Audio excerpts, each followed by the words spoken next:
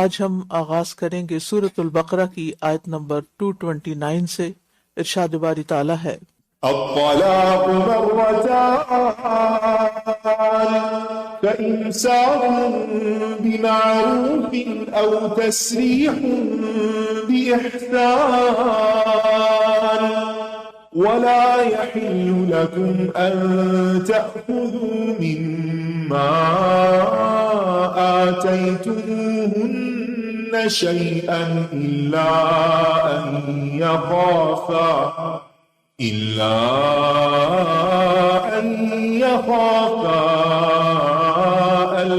يقيما حدود الله فإن خفتم ألا يقيما حدود الله فلا جناح عليهما فيما افتدت به تلك حدود الله فلا تعتدوها ومن يتعد حدود الله فأولئك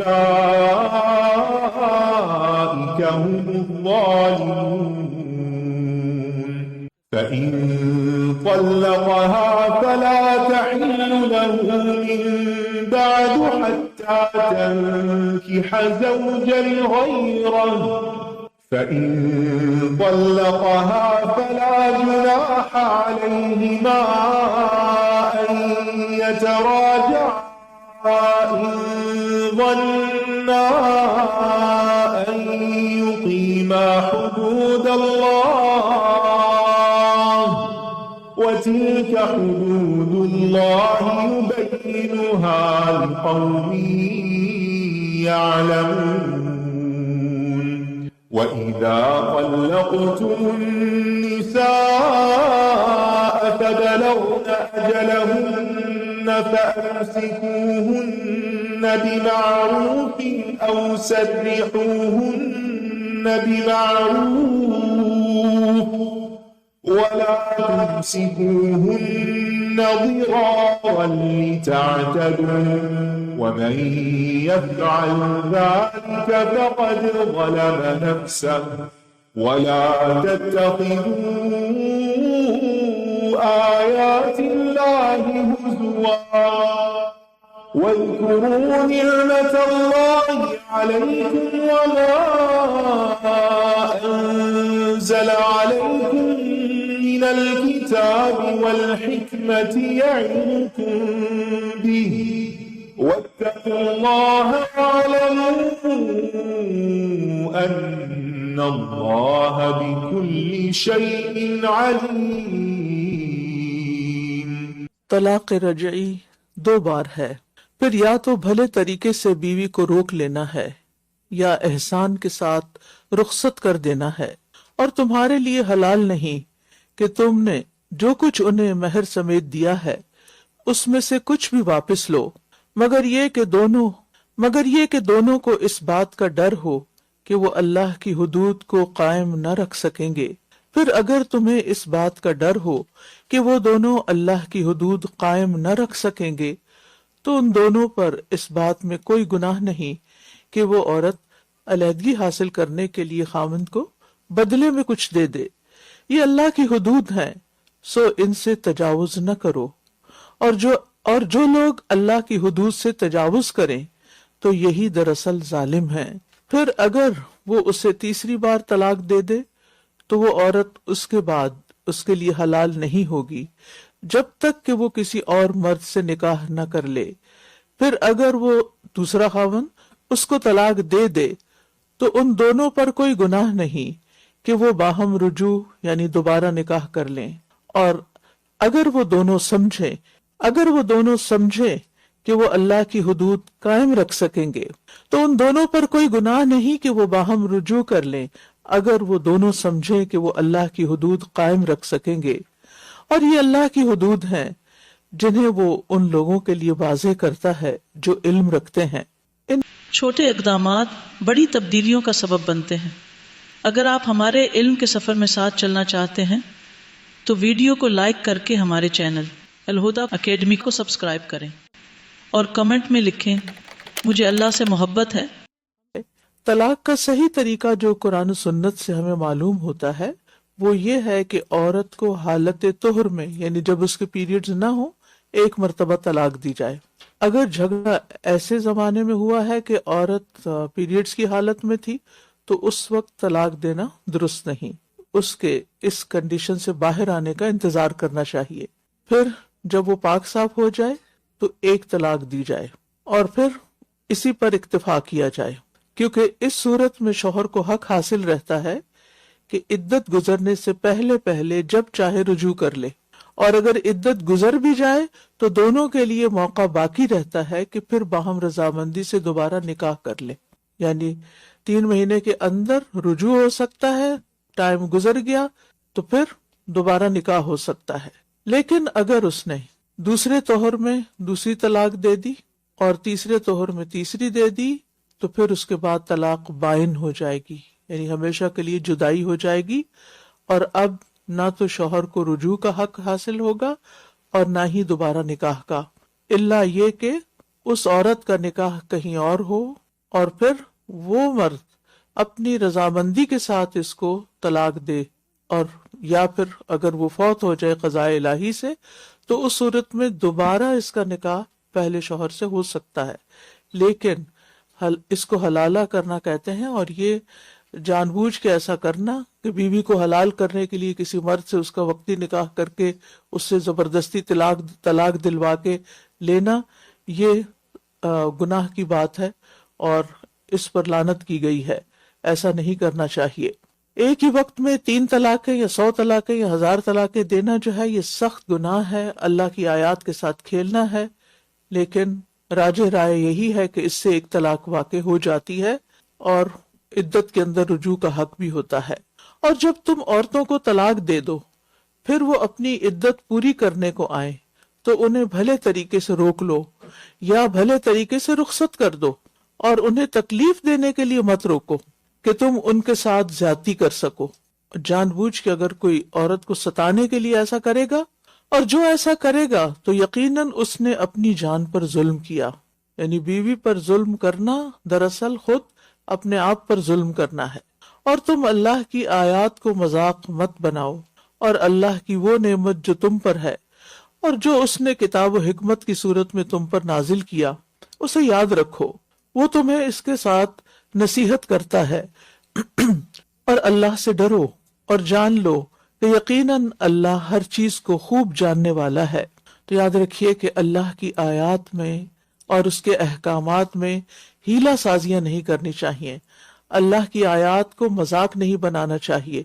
اس کا کیا مطلب ہے کہ انسان اللہ تعالیٰ کے احکامات کو بہت لائٹ لے، ان کو اہمیت نہ دے، معمولی سمجھے اور ان کی پابندی میں سستی کرے، یا ان کے اصل مفہوم سے ہٹا کر اس کی روح کے منافی کو اور مطلب نکالے، یعنی ان کا کھیل بنا لے، جو چاہے اس میں سے مطلب نکالنا شروع کر دے۔ اور اس کے برعکس احکام الہی کو مضبوطی سے تھامنے کا مطلب کیا ہے کہ ان پر عمل کیا جائے، ان کا حق ادا کرنے کی پوری کوشش کی جائے۔ عام طور پر طلاق غصے میں ہوتی ہے یا اختلاف کی وجہ سے ہوتی ہے، لیکن ایسی جذباتی کیفیت میں بھی اللہ کی آیات کا، شرعی احکامات کا مذاق نہیں اڑانا چاہیے اور نہ ہی ان کو اپنے مقصد کے لیے غلط استعمال کرنا چاہیے۔ نیکسٹ۔ وَإِذَا طَلَّقْتُمُ النِّسَاءَ فَبَلَغْنَ أَجَلَهُنَّ فَلَا تَعْضُلُوهُنَّ أَن يَنكِحْنَ أَزْوَاجَهُنَّ إِذَا تَرَاضَوْا بَيْنَهُم بِالْمَعْرُوفِ ذَلِكَ يُوعَظُ بِهِ مَن كَانَ مِنكُمْ يُؤْمِنُ بِاللَّهِ وَالْيَوْمِ الْآخِرِ ذَلِكُمْ أَزْكَى لَكُمْ وَأَطْهَرُ وَاللَّهُ يَعْلَمُ وَأَنْتُمْ لَا تَعْلَمُونَ وَالْوَالِدَاتُ يُرْضِعْنَ أَوْلَادَهُنَّ حَوْلَيْنِ كَامِلَيْنِ لِمَنْ أَرَادَ أَنْ يُتِمَّ الرَّضَاعَةَ وَعَلَى الْمَوْلُودِ لَهُ رِزْقُهُنَّ وكسوتهن بالمعروف لا تكلف نفس إلا وسعها لا تضار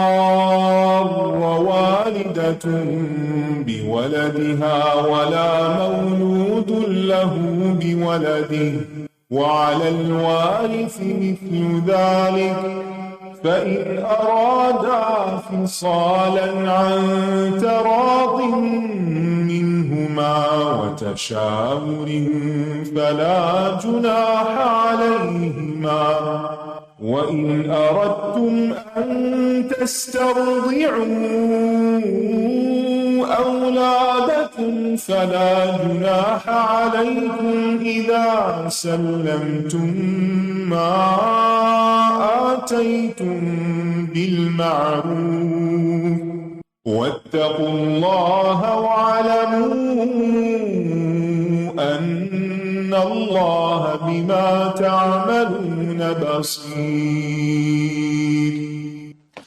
والذين يتوفون منكم ويذرون أزواجا يتربصن بأنفسهن 4 أشهر وعشرا فإذا بلغن أجلهن فلا جناح عليكم فيما فعلن في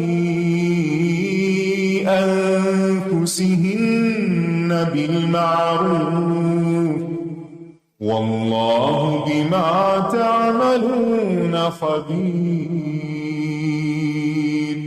ولا جناح عليكم فيما عرضتم به من خطبة النساء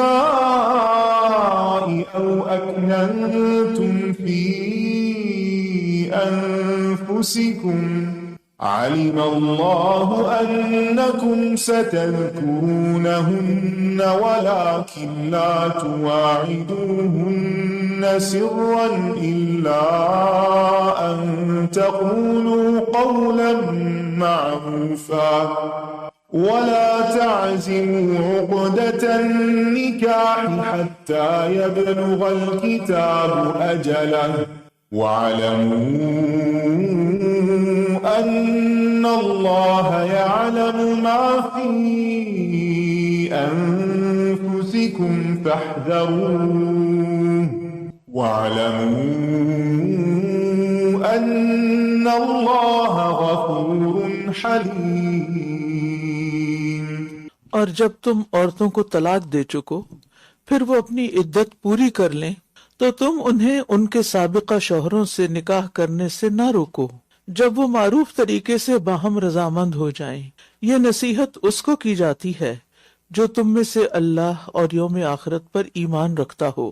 یہ طریقہ تمہارے لیے زیادہ پاکیزہ اور صاف ستھرا ہے اور اللہ جانتا ہے اور تم نہیں جانتے. عربوں میں بعض اوقات جب عورت کو ایک دفعہ طلاق ہو جاتی اور اپنے والدین کے گھر واپس آ جاتی یعنی روٹ کر یا طلاق کے بعد عدت کے دوران اور شوہر رجوع کرنا چاہتا یا واپس نکاح کرنا چاہتا تو بھائی یا والدین آڑے آ جاتے یعنی اس کو غیرت کا مسئلہ بنا دیتے. لیکن یہاں اس طریقے سے روکا گیا کہ ایسا نہ کرو کیونکہ وقتی طور پر شوہر بیوی کے درمیان اختلاف بھی ہوتا ہے, غصہ بھی آ جاتا ہے, کبھی لڑائی جھگڑا حد سے بڑھ جاتا ہے, طلاق تک نوبت آ جاتی ہے. لیکن وہ جب غصہ ختم ہوتا ہے اور گراؤنڈ ریالٹی سامنے آتی ہے کہ الگ ہونے میں کیا کیا نقصان ہے تو پھر انسان چاہتا ہے کہ واپس ریکنسائل کر لے. تو اگر شوہر اور بیوی دونوں یعنی آپس میں معروف طریقے سے یعنی اچھی ٹرمز اینڈ کنڈیشنز پر واپس دوبارہ ملنا چاہے تو پھر تم رکاوٹ نہیں ڈالو یعنی انا کا مسئلہ نہیں بناؤ. اور یہاں پر آپ دیکھیں کہ ایک اور چیز بھی ہے کہ ایک اور نقطہ یہاں سے پتہ چلتا ہے کہ عورت خود بخود اپنا نکاح نہیں کر سکتی. اگر وہ کر سکتی ہوتی تو کسی اور کو روکنے کی کیا ضرورت تھی, وہ تو خود بخود کر لیتی. کیونکہ جو عورت خود اپنا نکاح کرے وہ زنا شمار ہوتا ہے. ابو ہریرہ رضی اللہ عنہ سے روایت ہے رسول اللہ صلی اللہ علیہ وسلم نے فرمایا کوئی عورت کسی عورت کا نکاح نہ کرے یعنی ماں بیٹی کا نکاح نہیں کر سکتی, عورت اپنا خود بھی نہیں کر سکتی اور کوئی عورت بھی عورت کا نہیں کر سکتی، اور نہ کوئی عورت اپنا نکاح خود کرے، کیونکہ اس میں بعض اوقات چونکہ نکاح میں ایک طرف مرد ہوتا ہے اور ایک طرف عورت ہوتی ہے، اور اگر ایک طرف صرف عورتیں ہوں اور دوسری طرف صرف مرد ہو تو مرد ان عورتوں سے ناجائز فائدہ بھی اٹھا سکتا ہے. یعنی فطری طور پر عورت جو ہے وہ بعض اوقات اس کا مقابلہ نہیں کر سکتی. ولی کا ہونا ضروری ہے، کیونکہ ولی ایک پروٹیکشن دیتا ہے اپنی بیٹی کو، اپنی بہن کو، یا جس کا بھی وہ ولی ہوتا ہے، کیونکہ وہ اپنی بیٹی یا بہن کا ہاتھ کسی مرد کے ہاتھ میں دے رہا ہوتا ہے. تو یہ دراصل عورتوں کو پروٹیکشن دینے کے لیے ہے، کوئی ڈسکریمنیشن نہیں ہے. اور اسی طرح یہ ہے کہ رشتوں کو جوڑنا چاہیے، توڑنا نہیں چاہیے. یعنی اگر ایک دوسرے سے ہسبینڈ وائف ناراض ہو گئے ہیں کسی وجہ سے، تو اس ناراضگی کو بڑھانا نہیں چاہیے، بلکہ واپس جوڑنے کی کوشش کرنی چاہیے، کیونکہ اللہ تعالیٰ کے نزدیک پسندیدہ عمل یہی ہے کہ خاندان آپس میں انٹیکٹ رہے. اور مائیں اپنے بچوں کو پورے 2 سال تک دودھ پلائیں. یہ حکم اس کے لیے ہے جو رضاعت کی مدت پوری کرنے کا ارادہ کرے، اور بچے کے والد کے ذمہ معروف طریقے سے ان کی ماؤں کا کھانا اور کپڑا دینا ہے. کسی شخص کو اس کی طاقت سے بڑھ کر تکلیف نہ دی جائے، نہ تو والدہ کو اس کے بچے کی وجہ سے اور نہ ہی والد کو اس کے بچے کی وجہ سے. یعنی بچے کو آڑ بنا کے دونوں ایک دوسرے پہ زیادتی نہ کریں، اور نہ ہی والد کو اس کے بچے کی وجہ سے کوئی نقصان پہنچایا جائے. اور باپ کے وارث پر بھی اسی طرح کی ذمہ داری ہے. پھر اگر وہ دونوں باہم رضامندی اور مشورے سے دودھ چھڑانے کا ارادہ کر لیں تو ان پر کچھ گناہ نہیں. اور اگر تم اپنے بچوں کو کسی اور عورت سے دودھ پلوانے کا ارادہ کرو تو بھی تم پر کوئی گناہ نہیں، بشرطے کہ جو انہیں دینا طے کیا تھا تم بھلے طریقے سے ان کے حوالے کر دو. اللہ سے ڈرو اور جان لو کہ جو کچھ بھی تم کرتے ہو یقیناً اللہ اسے خوب دیکھنے والا ہے. اور تم میں سے جو لوگ فوت ہو جائیں اور بیویاں چھوڑ جائیں تو وہ عورتیں 4 ماہ اور 10 دن اپنے آپ کو انتظار میں رکھیں. یہ بیوہ کی عدت ہے. پھر جب وہ اپنی عدت کی مدت پوری کر چکیں تو جو کچھ وہ اپنی ذات کے بارے میں معروف طریقے سے طے کریں تو تم پر کوئی گناہ نہیں. اور تم جو کچھ بھی کرتے ہو اللہ اس کی خوب خبر رکھنے والا ہے. تو اس سے یہ پتہ چلتا ہے کہ اگر کوئی عورت، چاہے اس کا ابھی صرف نکاح ہی ہوا ہو، رخصتی نہ بھی ہوئی ہو، جوان ہو یا بوڑھی ہو، ایک بیوی ہو یا زیادہ ہو، سب کی عدت یہی ہے، 4 ماہ اور 10 دن. عام طور پر لوگ اس کی اہمیت کو نہیں جانتے اور اس کے بارے میں بہت سی غلط فہمیوں کا شکار رہتے ہیں، اور وہ کہتے ہیں کہ نہیں، اس عورت کی عمر تو 70 سال ہے، 80 سال ہے، کیا وہ بھی عدت کرے گی؟ جی، عدت سب کے لیے ہے، اور عدت کی کچھ پابندیاں ہیں، کچھ شرائط ہیں، ان کا پورا کرنا بھی دین کا حصہ ہے. اور تم پر اس بات میں کوئی گناہ نہیں کہ عدت والی عورتوں کو اشارتاً پیغام نکاح بھیجو یا اسے اپنے دلوں میں چھپائے رکھو. یعنی اگر کوئی عورت عدت میں ہے تو اس کو واضح الفاظ میں پروپوز نہیں کیا جا سکتا، لیکن اس کے بارے میں سوچنے کہ اس سے، یعنی جب یہ عدت سے نکلے گی تو اس سے نکاح کیا جائے گا، سوچنے میں کوئی حرج نہیں. یعنی آپ انڈر کنسیڈریشن ہو سکتا ہے، یا انڈائریکٹلی کوئی میسج جا سکتا ہے تاکہ عدت سے فارغ ہونے کے بعد وہ عورت نکاح کر سکے. اللہ جانتا ہے کہ ضرور تم ان کا ذکر کرو گے، لیکن تم ان سے نکاح کرنے کا خفیہ وعدہ نہ کرو. یعنی چھپ کر کوئی واضح پیغام مت بھیجو، مگر یہ کہ کوئی بھلی بات کہو. اور تم عقد نکاح کو پختہ نہ کرو، یعنی عدت کے دوران نکاح نہیں ہو سکتا یہاں تک کہ عدت کی مقرر مدت اپنے اختتام کو پہنچ جائے. اور جان لو کہ یقیناً اللہ جانتا ہے جو تمہارے دلوں میں ہے، لہٰذا اس سے ڈرو. اور جان لو کہ بے شک اللہ بہت بخشنے والا، بہت بردبار ہے. لہٰذا ہمیں ہمیشہ اپنے دلوں کے خیالات پر نظر رکھنی چاہیے، کیونکہ اگر وہ لوگوں کو معلوم نہیں بھی ہوتے تو اللہ ان کو جانتا ہے. اور اس کو پوشیدہ خشیت بھی کہتے ہیں، یعنی اللہ کا ڈر، اور یہ اللہ کا تقوی بھی ہوتا ہے. اور اس میں آپ دیکھیے کہ تنہائی میں یا اکیلے میں انسان کے اوپر اس کا نفس یا خواہش غالب آ سکتی ہے کہ کوئی دیکھتا تو ہے نہیں، جو چاہے کر لوں. لیکن اس وقت بھی اگر کوئی صرف اس لیے کوئی غلط کام نہیں کرتا، کوئی غلط بات نہیں سوچتا کہ اللہ کو پتا ہے، اللہ جانتا ہے، اللہ میرے دل کا حال جانتا ہے، لہٰذا مجھے ایسا نہیں سوچنا یا ایسی بات نہیں کرنی. تو اسی لیے کہا جاتا ہے کہ قیمتی چیزوں میں سے سب سے قیمتی چیز تنہائی میں پرہیزگاری ہے. لوگوں کے سامنے تو بہت سے متقی نظر آ سکتے ہیں، لیکن اصل پرہیزگاری کیا ہے؟ کہ جب کوئی نہ دیکھ رہا ہو، جس بات کو کوئی نہ جانتا ہو، اس کے معاملے میں بھی اللہ سے ڈرا جائے. اور ہم سب کو فاحذروہ، اس سے سبق لینا چاہیے کہ اللہ سے ڈرتے ہوئے پھر اللہ سے توبہ کر لینی چاہیے. اگر کوئی ایسی چیز ہو بھی جائے تو اللہ تعالیٰ کا ڈر ہمیشہ سامنے رہے. نیکسٹ. لا جناح عليكم إن طلقتم النساء ما لم تمسوهن أو تفرضوا لهن فريضة ومتعوهن على الموسع قدره وعلى المقتر قدره متاعا بالمعروف حقا على المحسنين.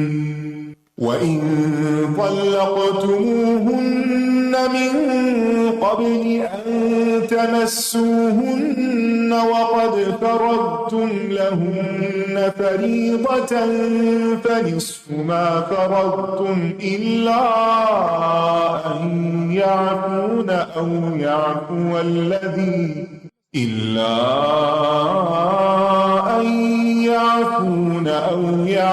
الذي بيده عقدة النكاح وأن تعفوا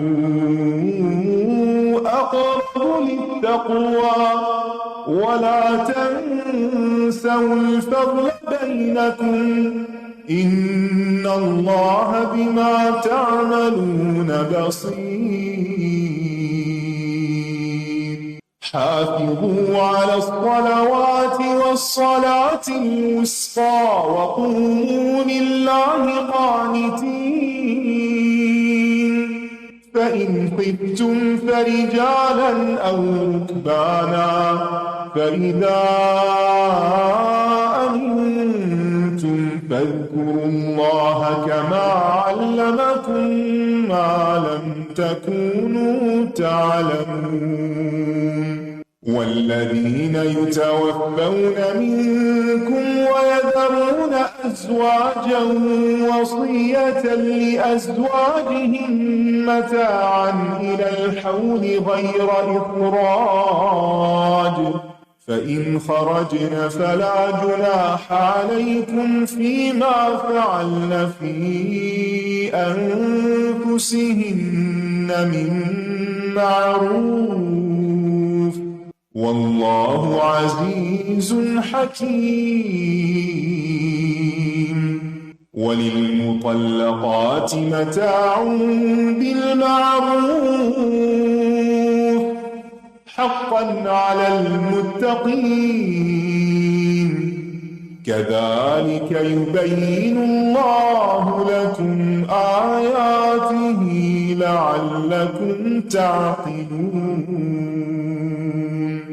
تم پر کوئی گناہ نہیں اگر تم ان عورتوں کو طلاق دے دو جنہیں تم نے ہاتھ نہیں لگایا، یعنی ان کی ابھی رخصتی ہی نہیں ہوئی تھی کہ نکاح کے بعد طلاق ہو گئی، تو اس طلاق میں کوئی گناہ کی بات نہیں. اگر ضرورت ہے ایسی طلاق کی تو دی جا سکتی. یا جن کے مہر تم نے مقرر نہیں کیے اور انہیں کچھ نہ کچھ فائدہ پہنچاؤ کیونکہ ان کا نام تمہارے نام کے ساتھ آ گیا تھا. وسعت والا اپنی وسعت کے مطابق اور تنگ دست اپنی حیثیت کے مطابق دے، یعنی کوئی اماؤنٹ مقرر نہیں کی گئی، لیکن ہر ایک کو اللہ کے تقوی کے ساتھ فیصلہ کرنے کا حکم ہے کہ وہ اپنی حیثیت کے مطابق دے.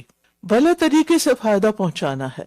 متاعا بالمعروف، نیکی کرنے والوں پر یہ لازمی حق ہے. سبحان اللہ، ہمارا دین کتنا خوبصورت دین، کس طرح لوگوں کے جذبات کی رعایت کرتا ہے کہ اگر ایک رشتہ جوڑنے کے بعد توڑنے کا موقع آ گیا ہے تو بہرحال کچھ نہ کچھ نقصان عورت کو ہوتا ہی ہے. اس نقصان کی تلافی ضروری ہے حسب قدرت کسی تحفے کی شکل میں، اس کو کچھ نہ کچھ دینے کی صورت میں، یعنی دینے والے بنو، بانٹنے والے بنو، ہر موقع پر فائدہ پہنچانے والے بنو. یہی خوشی کا راز ہے. خوشی لینے میں نہیں ہوتی، خوشی دینے میں ہوتی ہے. دلوں کی تنگی میں کوئی خوشی نہیں، بخل میں کوئی خوشی نہیں، دلوں کی فراخی میں، دلوں کی وسعت میں خوشی ہوتی ہے. اور اگر تم ان منکوحہ عورتوں کو ہاتھ لگانے سے پہلے طلاق دے دو جبکہ تم نے ان کے لیے مہر بھی مقرر کر دیا ہو تو مقررہ مہر کا آدھا ادا کرنا ہوگا. اگر مقرر نہیں ہوا تو اور صورت ہے، مقرر ہو گیا تو آدھا. مگر یہ کہ وہ عورتیں مہر معاف کر دیں یا وہ شخص معاف کر دے جس کے ہاتھ میں نکاح کی گرہ ہے، اور یہ کہ تم معاف کر دو تو یہ تقوی کے زیادہ قریب ہے. اور تم آپس میں احسان کرنا نہ بھولو، یعنی دونوں فریق ایک دوسرے کے ساتھ اس کے حق سے زیادہ دینے والے ہوں. جو کچھ بھی تم عمل کرتے ہو یقیناً اللہ اس کو خوب دیکھنے والا ہے. یعنی جو احسان کرے گا اس کا احسان اللہ کی نگاہ میں ہے اور اللہ تعالیٰ اس کا بدلہ دے گا. یہ زندگی میں ایک اصول بنا لینا چاہیے کہ انسان ہمیشہ دوسرے کو اس کے حق سے زیادہ دینے کی کوشش کرے. ایسا شخص کبھی خیر سے محروم رہ ہی نہیں سکتا، اس پر اللہ کا فضل اور رحمت ہوتی ہے. لیکن جو بہت حساب کر کر کے دیتا ہے، گن گن کر دیتا ہے، تو اس کو بھی گن گن کر ہی دیا جاتا ہے. نبی صلی اللہ علیہ وسلم نے حضرت اسماء رضی اللہ تعالیٰ عنہ سے فرمایا تھا، لا تو کی فیو کا علیہ کی. وکا کہتے ہیں اس تھیلی کی رسی کو، یا اوپر جو ڈوری ہوتی ہے کہ جس میں پہلے زمانے میں پرس اور بیگز اور یہ چیزیں تو نہیں ہوتی تھی، تو لوگ چھوٹی چھوٹی گتھیاں سی بنا لیتے تھے اور ان کے اندر چیزیں رکھ کے اوپر سے پھر دھاگے سے اس کو گرا لگا دیتے، تو اس کو بکا کہتے ہیں. اسی طرح جیسے پانی کی مشق ہوتی ہے اس کے اوپر بھی بکا ہوتا ہے ڈھکن. تو فرمایا لا تو کی فیو کا علیہ کی، اس کو بند کر کے مت رکھو ورنہ تمہارے اوپر بھی بند کر دیا جائے گا. یعنی اگر تم دینا بند کرو گے تو پیچھے سے تمہارا بھی بند ہو، اور اگر تم دیتے جاؤ گے تو پیچھے سے اور آتا جائے گا.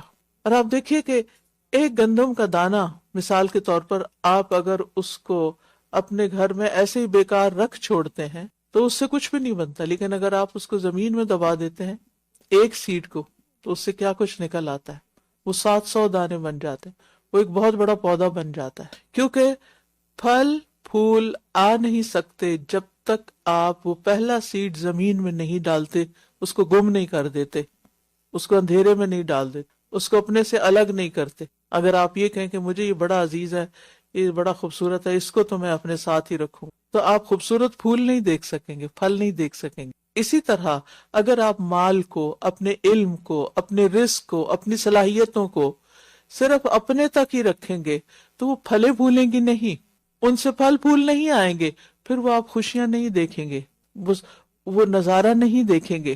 اگر کوئی یہ کہے کہ مجھے اپنے بچے بہت پیارے ہیں، میں ان کو اپنے سے جدا نہیں کر سکتی، میں اپنے بیٹے کی شادی کیوں نہیں کر رہی، کیونکہ وہ مجھے بہت پیارا ہے، مجھے یہ برداشت نہیں ہوتا کہ وہ مجھ سے الگ ہو، تو پھر کیا ہوگا؟ آپ اس کے بچے جو آپ کے لیے اپنے بچے سے بھی زیادہ خوشی کا باعث ہوں گے وہ نہیں دیکھ سکیں گے. تو اللہ تعالیٰ نے یہ کائنات اس کا ایک اصول بنایا، ایک فطرت کا ایک اصول ہے کہ دینے والے کو ملتا ہے، لہٰذا دینے والے بنے، چاہے ایک اسمائل ہی کیوں نہ دیں، چاہے ایک سلام ہی کسی کو کیوں نہ کریں، چاہے کسی کو راستہ ہی کیوں نہ دے دیں، کچھ بھی دیں گے، چھوٹا دیں گے، تھوڑا دیں گے، بڑا دیں گے، واپس آپ ہی کی طرف لوٹ کر آئے گا، وہ کہیں نہیں جانے والا. جو آج آپ نے اللہ کی خاطر دیا وہ اللہ کو دے دیا، اور اللہ تعالیٰ اس کو ایسے بڑھائے گا کہ آپ سوچ بھی نہیں سکتے. لہٰذا لوگوں کے ساتھ احسان اور فضل کا معاملہ کریں، اور اس آیت کے اس حصے کو یاد رکھیں، وَلَا تَنْسَوُا الْفَضْلَ بَيْنَكُمْ، اور آپس میں ایک دوسرے کے ساتھ فضل کرنا، احسان کرنا مت بھولیں. کیونکہ جب اختلاف ہوتے ہیں نا، اصل اختلاف شروع بھی یہیں سے ہوتا ہے. گھروں میں لڑائیاں عموماً فائنینشیل میٹرز پر ہوتی ہیں. شوہر چاہتا ہے بیوی خرچ کرے، بیوی چاہتی ہے شوہر خرچ کرے، اب اسی پہ اختلاف، جھگڑا، اور وہ کہیں سے کہیں سکون برباد کر کے رکھ دیتا ہے. لیکن اگر دونوں ہی ایک دوسرے کے اوپر احسان کرتے رہے، دونوں طرف سے، یہ نہیں کہ صرف بیوی کرتی رہے، یہ صرف شوہر کرتا رہے، دونوں ایک دوسرے پر، ضروری نہیں کہ صرف مالی معاملات میں، کسی بھی معاملے میں اگر ہم صرف ضد لگا کے بیٹھ جائیں گے، میں بیمار تھی اس نے میرا حال نہیں پوچھا، وہ بیمار ہے تو میں بھی نہیں پوچھوں گا، مجھے درد تھی اس نے مجھے نہیں دبایا، اب اسے درد ہے تو میں بھی نہیں دباؤں، اس کو مزہ تو چکاؤ، اس کو پتہ تو چلے. تو ایسے گھر نہیں بنتے، ایسے خوشی نہیں آتی. جو آپ کو نہ دے اس کو دے کر تو دیکھیں ہے مشکل، لیکن جو خوشی وہاں سے ملے گی وہ کہیں اور سے نہیں ملے گی. تو انسان دراصل جب دوسرے پر فضل فرماتا ہے تو دراصل اپنا بھلا کر رہا ہوتا ہے. پھر فرمایا سب نمازوں کی حفاظت کرو اور خصوصاً درمیانی نماز کی، اور اللہ کے لیے فرما بردار بن کر کھڑے ہو جاؤ. نکاح اور طلاق کے احکامات چل رہے تھے کہ بیچ میں نماز کا ذکر آ گیا. کیوں؟ تاکہ دنیا کے معاملات میں غرق ہو کر عبادت کو نہ بھولیں. یاد رکھیے خاندان کے امن، سکون، گھر کی خیر و برکت، راحت، سکینت کا راز بر وقت نمازوں کی ادائیگی میں ہے، نمازوں کی پابندی میں ہے. جس گھر میں سب نمازی ہوتے ہیں وہاں خیر و برکت نازل ہوتی ہے، اور جس گھر میں ایک بھی بے نماز ہوتا ہے، ایک بھی بے نماز ہوتا ہے، اس گھر میں وہ برکت نہیں ہوتی، کیونکہ وہ اس گھر میں کہیں نہ کہیں نحوست ہوتی ہے، کیونکہ اللہ کی نافرمانی سے خیر و برکت نہیں آتی، سکون نہیں آتا، راحت نہیں ملتی. تو خاندانوں کی حفاظت نماز کی حفاظت کے ساتھ ہے. حافظوا علی الصلوات، نمازوں کی حفاظت کا یہاں حکم دیا جا رہا ہے. اور حفاظت میں صرف 5 وقت پڑھنا ہی نہیں بلکہ ان کے شرائط اور ارکان کو بھی پورا کرنا ہے. تو خاندان کے امن و سکون اور خوش نصیبی کے انتہائی اہم اسباب میں سے ایک سبب حافظوا علی الصلوات ہے، اور خاص طور پر درمیانی نماز جو عصر کی نماز ہے. رسول اللہ صلی اللہ علیہ وسلم نے فرمایا جس شخص سے نماز عصر فوت ہو گئی، یعنی جو نماز عصر نہیں پڑھتا، گویا اس کا سب گھر بار اور مال اسباب لٹ گئے، سب کچھ برباد ہو گیا. اتنا بڑا نقصان. تو پھر آپ دیکھیے کہ گھروں کے اندر خوشحالی کہاں سے آ سکتی ہے، وہ پھل پھول کہاں سے سکتے ہیں، ان کے اندر خیر و برکت کہاں سے آئے گی جب نمازیں ہی نہیں. پھر فرمایا پھر اگر تمہیں دشمن کا خوف ہو تو پیدل یا سواری پر نماز پڑھ لو. نماز نہیں چھوڑنی، پیدل چلتے چلتے واکنگ، نماز بھی پڑھتے چلتے بھی جاؤ اور نماز بھی ساتھ ساتھ پڑھتے جاؤ. عام طور پر کیا ہے نماز میں سکون سے کھڑے ہونا کہ حرکت نہیں کرنی، لیکن خوف کی حالت میں چلتے ہوئے بھی پڑھ سکتے ہیں، سواری پہ ہے تو اس پہ بھی پڑھ سکتے ہیں. پھر جب تم امن کی حالت میں آ جاؤ تو اللہ کو اس طرح یاد کرو جیسے اس نے تمہیں سکھایا ہے، جو اللہ کو پسند ہے طریقہ اس کے مطابق اس کا ذکر کرو. تو اللہ کو اس طرح یاد کرو جیسے اس نے تمہیں سکھایا ہے جو تم نہیں جانتے تھے. تو گویا یہاں مزید تاکید کر دی گئی کس بات کی کہ کسی حال میں بھی نماز نہیں چھوڑنی. جو نماز خوف میں، سفر میں، تکلیف میں، بیماری میں نہیں چھوڑی جا سکتی، وہ گھروں میں آرام سے رہتے ہوئے کیسے چھوڑ سکتے ہیں.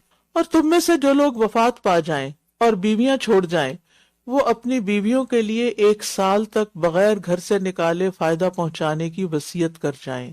یہ اس وقت کا حکم ہے جب ابھی عدت کا حکم نہیں آیا تھا، 4 ماہ 10 دن کی. ہاں اگر وہ خود نکل جائیں تو تم پر کوئی گناہ نہیں، جو بھی وہ اپنی ذات کے بارے میں بھلے طریقے سے فیصلہ کریں، اور اللہ بہت زبردست خوب حکمت والا ہے. اور طلاق یافتہ عورتوں کو بھلے طریقے سے کچھ فائدہ، یعنی جس کو متع طلاق کہتے ہیں، وہ پہنچانا لازم ہے. متقی لوگوں پر یہ حق ہے، متقی لوگوں پر حق ہے کہ وہ کیا کریں، یعنی جب عورت کو طلاق دے کے رخصت کر رہے ہوں تو ایسے رخصت کریں جیسے مہمان کو رخصت کیا جاتا ہے. کیسے کرتے ہیں مہمان کو رخصت؟ کچھ دے دلا کر، کچھ تحفہ دے کر، اچھی ٹرمز پر اینڈ کریں. کتنا خوبصورت ہے یہ دین. اختلاف اپنی جگہ، نبھا نہیں ہوتا کوئی بات نہیں، اکٹھے نہیں رہ سکتے، سفر اکٹھے نہیں ہو سکتا، سواری کو اترنا ہے اتر جائے، لیکن اچھے سے رخصت کرو. اور یہاں پر آپ دیکھیے کہ یہ حق ہے متقیوں پر. یہ ہمارے دین کا ایک اہم پہلو ظاہر کرتا ہے. یعنی باہمی معاملات میں، شادی اور نکاح اور طلاق اور ان چیزوں میں کچھ وہ حقوق ہوتے ہیں جن کو قانون متعین کرتا ہے، شریعت نے متعین کر دیا، لیکن ایک انسان پر دوسرے کے حقوق کی حدیں یہی ختم نہیں ہوتی، پھر بھی کچھ حق باقی رہتے ہیں. یعنی ایک تو وہ حقوق ہے نا جو فرض کے درجے میں آپ کو ادا کرنے ہیں، اور کچھ حقوق اس کے علاوہ بھی ہیں، اور یہ وہ حقوق ہیں جن کو انسان کا تقوی والا دل محسوس کرتا ہے کہ مجھے ایسا کرنا چاہیے. ایک ہوتا ہے نا جیسے کسی نے آپ سے قرض لیا، اب اس نے واپس کیا، اب اس نے جب واپس کیا تو یا وہ وقت پر واپس نہیں کر سکا، لکھا ہوا تھا اس تاریخ کو دے دے گا، نہیں دے سکا، تو کیا ہے تھوڑی سی مہلت اور دے دے. कानूनी तौर पर आप उसके खिलाफ मुकदमा कर सकते हैं, लेकिन अखलाकी तौर पर, तकवा के तकाजा के तौर पर क्या, मोहलत दे दें। तो इंसान के अंदर तकवा का एहसास जितना ज्यादा होगा, शदीद होगा, इतना ही ज्यादा वो इसे अपने ऊपर लाजिम समझेगा। और अगर अंदर का ये जोर मौजूद नहीं तो इंसान कभी भी दूसरों के हुकूक सही तौर पर अदा नहीं कर सकता। इसी तरह अल्लाह तुम्हारे लिए अपनी आयात को वाज़ेह करता है ताकि तुम अकल से काम लो। यानी अल्लाह ताला ने जिस तरह अहकामात नाजिल किए हैं उसी तरह उन्हीं के मुताबिक तुम्हें अमल करना है। यानी इनको समझो और जिंदगी इनके मुताबिक गुजारो। अपने लिए बेजा गुंजाइशें निकालने की कोशिश मत करो। नेक्स्ट आया। ألم تر إلى الذين خرجوا من ديارهم وهم ألوف حذر الموت فقال لهم الله موتوا ثم أحياهم إن الله لذو فضل على الناس ولكن أكثر الناس لا يشكرون وقاتلوا في سبيل الله واعلموا أن الله سميع عليم من ذا الذي يقرض الله قرضا حسنا فيضاعفه له أضعافا كثيرة والله يقبض ويبسط وإليه ترجعون ألم تر إلى الملأ من بني إسرائيل من بعد موسى إذ قالوا لنبي له ابعث لنا ملكا نقاتل في سبيل الله قال هل عسيتم إن كتب عليكم القتال ألا تقاتلوا قالوا وما لنا ألا نقاتل في سبيل الله وقد خرجنا من ديارنا وأبنائنا فلما كتب عليهم القتال تولوا إلا قليلا منهم والله عليم بالظالمين وقال لهم نبيهم إن الله قد بعث لكم طالوت ملكا قالوا أنى يكون له الملك علينا ونحن أحق بالملك منه ولم يؤت سعة من المال قال إن الله اصطفاه عليكم وزاده بسطة في العلم والجسم والله يؤتي ملكه من يشاء والله واسع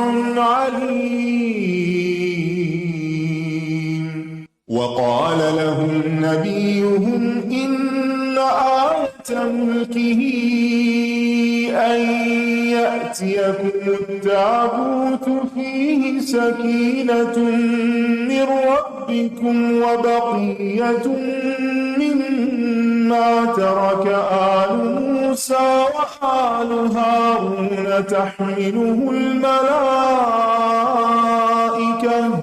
إن في ذلك لآية لكم إن كنتم مؤمنين क्या आपने उन लोगों के हाल पर गौर नहीं किया जो हजारों में थे?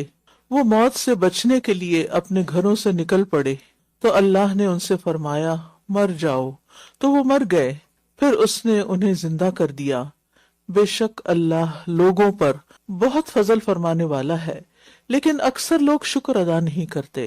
یہاں پر ایک خاص واقعے کی طرف غور و فکر کرنے کا حکم دیا جا رہا ہے۔ الم ترى، کیا تم نے غور نہیں کیا؟ کیا کبھی تم نے سوچا ان کے بارے میں؟ کون تھے وہ جو اپنے گھروں سے نکل گئے تھے؟ کس لیے؟ موت سے بچنے کے لیے، لیکن موت تو پھر بھی پیچھے آ گئی۔ تو اس سے کیا پتہ چلتا ہے کہ تقدیر نہیں ٹلتی۔ موت کا جب وقت لکھا ہے اور جس جگہ لکھا ہے وہاں انسان پہنچ جاتا ہے۔ لہٰذا سبق کیا ہے ہم سب کے لیے کہ اگر کسی کی موت کسی خاص عمر میں، کسی خاص وقت، کسی خاص جگہ پر آ جائے تو اس کو اللہ کا لکھا تسلیم کر کے قبول کر لیں، اس پہ راضی ہو جائیں، اعتراض نہ کریں۔ اگر یہ ایسا نہ کرتا تو یہ فوت نہ ہوتا، اگر وہاں نہ جاتا تو یہ نہ مرتا۔ یہ سب ہماری باتیں ہیں، ہمارے خیالات ہیں۔ جب کوئی فوت ہو جائے تو سوچیں کہ اس نے ایسے ہی فوت ہونا تھا اور اس کا ایسا ہی لکھا تھا اور یہ اللہ کا فیصلہ ہے اور اسی میں کوئی خیر ہوگی۔ یعنی اسباب تو اختیار کرے انسان، لیکن تقدیر کو بھی تسلیم کرے۔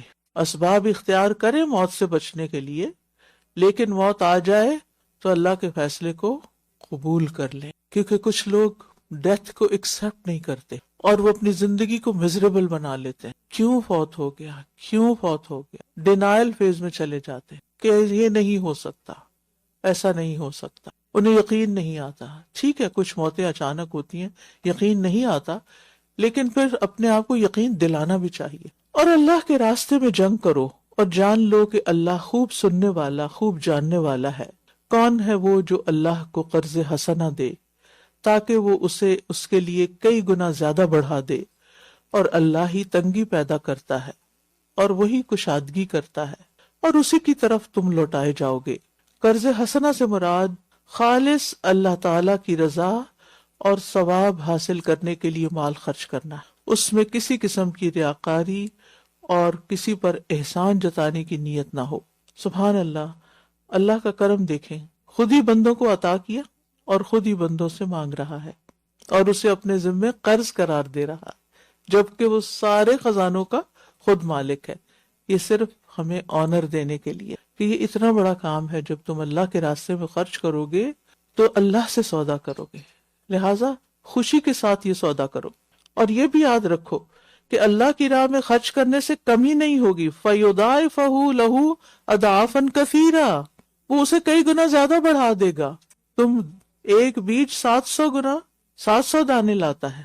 ایک درخت جب لگ جاتا ہے، ایک بیج سے ہی نکلتا ہے نا، ایک مثلا کنو کا درخت ہے، سال ہر سال تک پھل دیتا ہے، اور وہ تو 700 سے بھی کہیں زیادہ بڑھ جاتے ہیں تعداد میں، ایک ایک درخت پر سینکڑوں کے اعتبار سے۔ تو آغاز کہاں سے ہو؟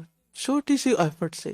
تو اسی طرح انسان جب اخلاص کے ساتھ اللہ کے راستے میں اچھی چیز دیتا ہے، کیونکہ کنو کے درخت کے لیے کنو کا بیج ہی چاہیے، ٹھیک ہے نا؟ تو اللہ کے راستے میں جس چیز کا آپ چاہتے ہیں کہ زیادہ سے زیادہ فائدہ ہو، پھر اسی اعتبار سے اچھی چیز خرچ کریں۔ تو اللہ سبحانہ و تعالیٰ دنیا میں بھی دیتا ہے اور آخرت میں تو حیران کن اضافہ ہوگا جس کا انسان سوچ بھی نہیں سکتا۔ پھر یہاں پر کچھ اور واقعات کا ذکر ہے۔ کیا آپ نے موسیٰ کے بعد بنی اسرائیل کے سرداروں کے حال پر غور نہیں کیا؟ یعنی موسیٰ علیہ السلام دنیا سے چلے گئے اور باقی پیچھے ان کے جو قوم رہ گئی، ان کے کچھ لیڈرز تھے، حضرت موسیٰ نے خود بھی اپنے دور میں ان کے نقیب مقرر کیے تھے، ان کے سردار مقرر کیے تھے، ان کے 12 قبائل کے۔ جب انہوں نے اپنے نبی سے کہا کہ آپ ہمارے لیے ایک بادشاہ مقرر کر دیں تاکہ اس کی قیادت میں ہم اللہ کے راستے میں لڑیں، اس نے کہا ممکن ہے کہ اگر تم پر جنگ کرنا فرض کر دیا جائے تو تم نہ لڑو۔ انہوں نے کہا اور ہمیں کیا ہے کہ ہم اللہ کے راستے میں نہ لڑیں جبکہ ہم اپنے گھروں اور بیٹوں سے نکال دیے گئے ہیں۔ پھر جب ان پر جنگ کرنا فرض کر دیا گیا تو ان میں سے چند ایک کے سوا سب منہ موڑ گئے، اور اللہ ان ظالموں کو خوب جانتا ہے۔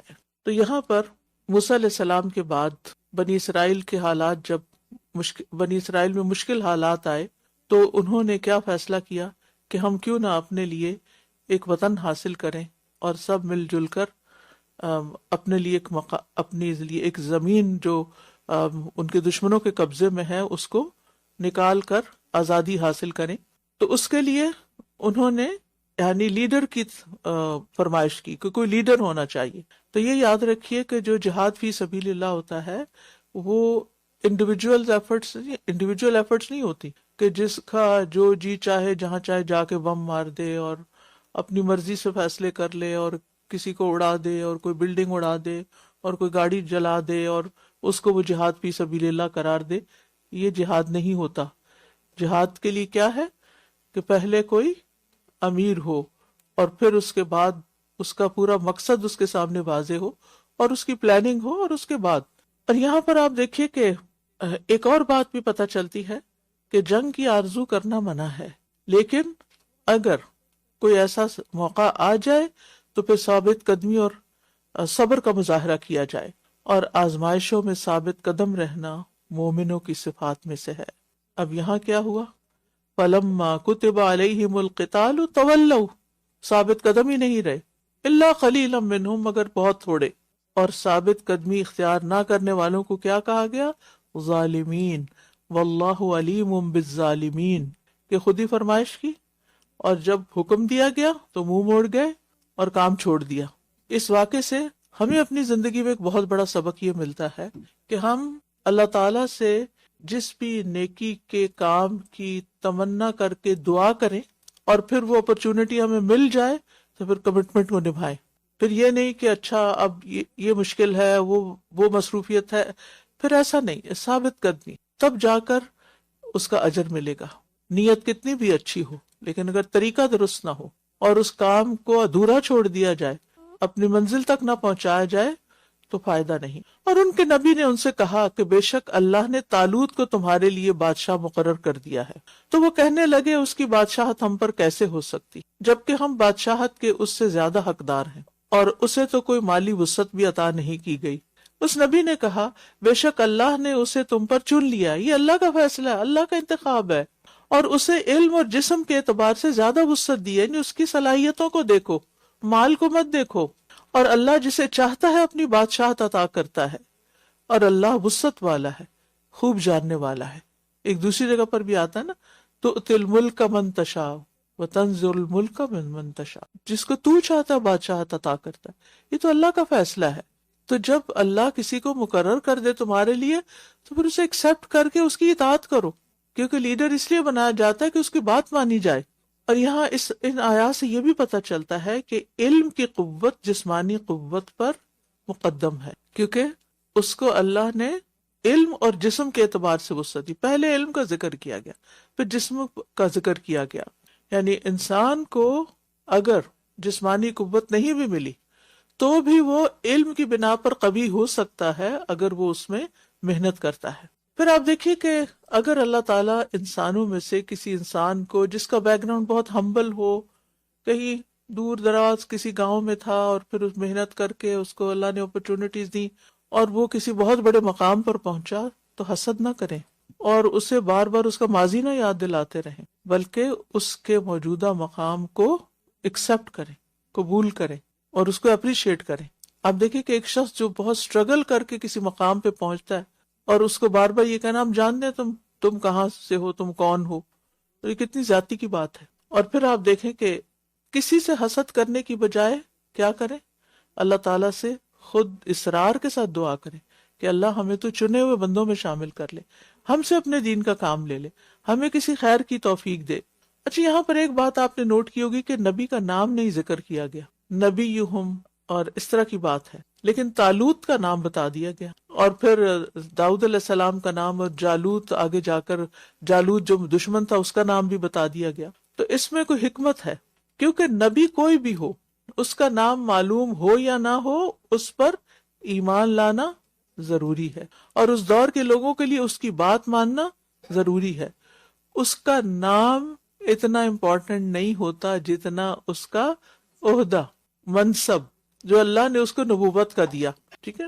اچھا یہ اس کو اس طرح سمجھیے کہ جیسے آپ نے دیکھا ہوگا کہ جب کوئی شخص مثلا ڈاکٹر بن جاتا ہے تو عام طور پر لوگ کیا کہتے ہیں، اس کا نام لیتے ہیں یا ڈاکٹر صاحب کہتے ہیں؟ کیوں نام کیوں نہیں لیتے؟ کہ اس نے جو اچیو کیا ہے، جو کچھ یا جو اس کی قابلیت ہے یا اس کی جو پہچان ہے، اب وہ نام سے زیادہ اس کے ٹائٹل کے ساتھ ہے. تو یہاں بھی نبی کا نام نہیں بتایا، جبکہ باقی سارے کردار، اہم کرداروں کے نام پتہ چل رہے ہیں. اب ان کے اگر نام ہٹا دیے جائیں تو پھر بات نہیں بنتی. لیکن نبی کا اگر نام نہیں بھی لیا تو اس کے باوجود وہ بہت امپورٹنٹ ہے. اور پھر آپ دیکھیے کہ اگر اللہ سبحانہ و تعالیٰ علم کی بنا پر بندوں کا انتخاب کرتا ہے تو ہمیں اپنے لیے کیا ٹارگٹ رکھنا چاہیے، کس چیز میں آگے جانا چاہیے؟ علم بڑھانے میں. لہٰذا علم بڑھانے کی دعا کرتے رہیں، اور اس کے ساتھ ساتھ جسمانی صحت کی بھی، کیونکہ یہاں اللہ نے علم کے ساتھ جسم کا بھی ذکر کیا ہے. اور ان کے نبی نے ان سے کہا کہ بے شک اس کی بادشاہت کی علامت یہ ہوگی کہ تمہارے پاس وہ تابوت واپس آ جائے گا جس میں تمہارے رب کی طرف سے سکینت ہے، اور آل موسیٰ اور آل ہارون کے چھوڑے ہوئے بقیہ جات بھی، یعنی ان کی جو چیزیں ہیں وہ بھی ہیں. آل ہارون کے چھوڑے ہوئے بقیہ جات بھی ہیں. فرشتے اسے اٹھائے ہوئے ہوں گے. یقیناً اس میں تمہارے لیے ایک نشانی ہے اگر تم ایمان لانے والے ہو. تو آپ دیکھیے کہ یہاں پر اللہ تعالیٰ نے خاص طور پر جس چیز کا وعدہ کیا وہ کیا ہے؟ سکینت. اور پھر بعد میں کچھ اور چیزوں کا بھی وعدہ کیا کہ وہ تمہارے پاس تبرکات واپس آ جائیں گے جو تمہارے انبیاء کے تھے. سکینت اور اطمینان اللہ کی نعمتوں میں سے ایک نعمت ہے، اللہ کے لشکروں میں سے ایک لشکر ہے، اور اللہ تعالیٰ اپنے بندوں میں سے جس پر چاہتا ہے سکینت اتار دیتا ہے. جب کسی بندے کے دل میں سکینت اترتی ہے تو وہ مصائب اور پریشانیوں سے گھبراتا نہیں ہے، بلکہ اس کے دل میں مزید ایمان پختہ ہو جاتا ہے، رب پر توکل بڑھ جاتا ہے، اور بندہ اپنے آپ کو اللہ کے سپرد کر دیتا. آج ہی مجھ سے کوئی کہہ رہا تھا کہ جب آپ کی والدہ کی وفات ہوئی تو اس دن بھی آپ نے کلاس لی تھی، اگلے دن بھی کلاس لی، تو آپ کا حوصلہ کیسے ہوا؟ یہ صرف اللہ کی طرف سے اتاری ہوئی سکینت تھی دل میں کہ یہ اللہ کا فیصلہ ہے، اللہ سبحانہ و تعالیٰ نے ان کو لے لیا ہے، اس کی امانت تھی، واپس چلی گئی. اب اگر ہم اپنے کام کاج چھوڑ کر بیٹھ جائیں تو انہیں کیا فائدہ پہنچے؟ میری والدہ کو اس وقت سب سے زیادہ فائدہ دینے والی چیز میری دعا ہے، اور جو میں اچھا کام کروں وہ ان کے لیے صدقہ جاری ہے، جس کے لیے ان کی تمنا تھی کہ جو انہوں نے کوششیں ہمارے لیے. تو اگر میں وہی کام چھوڑ دوں تو یہ تو پھر ان کے ساتھ زیادتی ہے، صرف اس لیے کہ مجھے بہت دکھ ہے. دکھ تو میرے دل میں ہے، اور بلا مبالغہ 6 مہینے تک ہر دن میں روتی. پھر اللہ سبحانہ و تعالیٰ نے مجھے قرار دے دیا. یعنی ماں باپ کی جدائی ایسی چیز نہیں کہ جس کو آپ سمجھیں کہ بس ایسی معمولی چیز، آپ ان کے جسم کا ایک حصہ ہوتے ہیں. اور اللہ تعالیٰ نے یہ محبتیں اپنے بندوں کے دلوں میں رکھی ہیں، اور یہ محبتیں بھی ایک نعمت ہیں. لیکن جتنی پیاری کوئی چیز ہوتی ہے اس کے جانے کا جتنا بڑا دکھ ہوتا ہے، اس دکھ پر انسان جب صبر کرتا ہے تو اللہ تعالیٰ اسی درجے کی سکینت بھی اتارتا ہے. اور یہ اللہ تعالیٰ کی بہت بڑی نعمت ہوتی ہے کہ کسی غم کے موقع پر، کسی خوف کے موقع پر، کسی اور ایسی پریشانی کے موقع پر جب دل گلے سے باہر آ رہا ہو تو انسان ٹھہر جائے، سکون محسوس کرے. اور اس کے لیے آیات سکینت پڑھنا بھی چاہیے، جو کارڈ چھپا ہوا ہے الہدا میں بھی. ابن قیم کہتے ہیں کہ امام ابن تیمیہ پر جب معاملات شدت اختیار کر جاتے تو وہ سکینت والی آیات پڑھا کرتے تھے. وہ کہتے ہیں کہ جب معاملہ مجھ پر بہت شدت اختیار کر گیا، یعنی خوف زیادہ ہو گیا، تو میں نے اپنے رشتہ داروں اور اپنے ارد گرد والوں سے کہا کہ مجھ پر سکینت والی آیات پڑھو. یعنی خود نہیں پڑھ رہے تھے بلکہ پڑھوا رہے تھے. پھر وہ حالت مجھ سے ختم کر دی گئی اور میں بیٹھ گیا اور مجھے کوئی بیماری نہ رہی. تو زندگی میں ہر انسان پر کوئی نہ کوئی ایسے موڑ آ جاتے ہیں کہ جس میں اس کے اوپر غم کا پہاڑ ٹوٹ پڑتا ہے، یا کوئی خاص تکلیف دہ سچویشن اپنے اوپر یا گھر والوں پہ آ جاتی ہے. تو اس میں اپنے آپ کو سٹیبل رکھنا، اپنے آپ کو تھام کے رکھنا، یہ بڑا ضروری ہوتا ہے. اور وہ انسان کی اپنی قوت نہیں ہوتی، وہ اللہ کی طرف سے ملتی ہے. لہٰذا انسان کو کیا کرنا چاہیے؟ ان آیات سے فائدہ اٹھانا چاہیے. اور سکینت کا معنی ویسے بھی اطمینان، وقار، سکون ہے، کہ اس وقت انسان سوچ سمجھ کے قدم اٹھائے، بے قراری اور بے چینی کا اظہار نہ کرے. تو تکلیف کے موقع پر یہ آیات پڑھنا ایمان میں اضافے کا باعث بنتا ہے. نیکسٹ.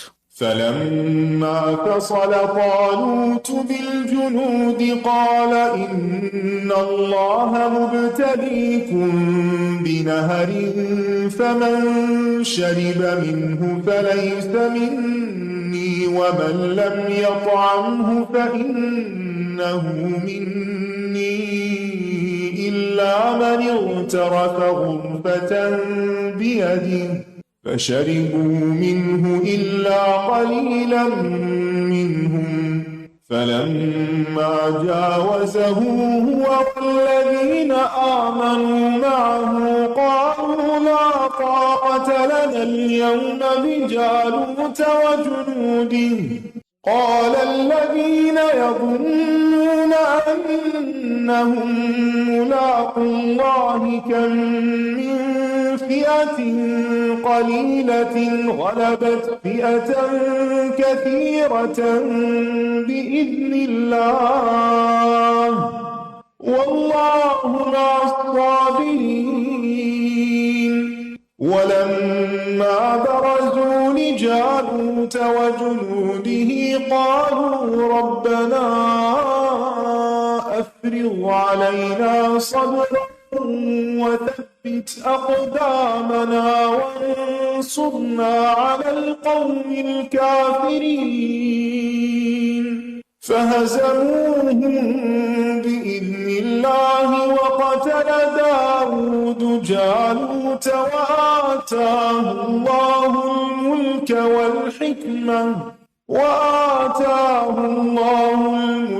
والحكمة وعلمه مما يشاء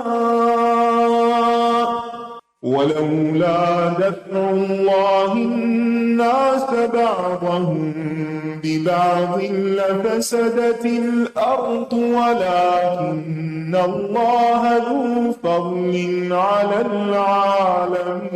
العالمين تلك آيات الله نتلوها عليك بالحق وإنك لمن المرسلين تلك الرسل فضلنا بعضهم على بعض منهم من كلم الله ورفع بعضهم درجات وآتينا عيسى ابن مريم البينات وأيدناه بروح القدس ولو شاء الله ما اقتتل الذين من بعدهم من بعد ما جاءتهم البينات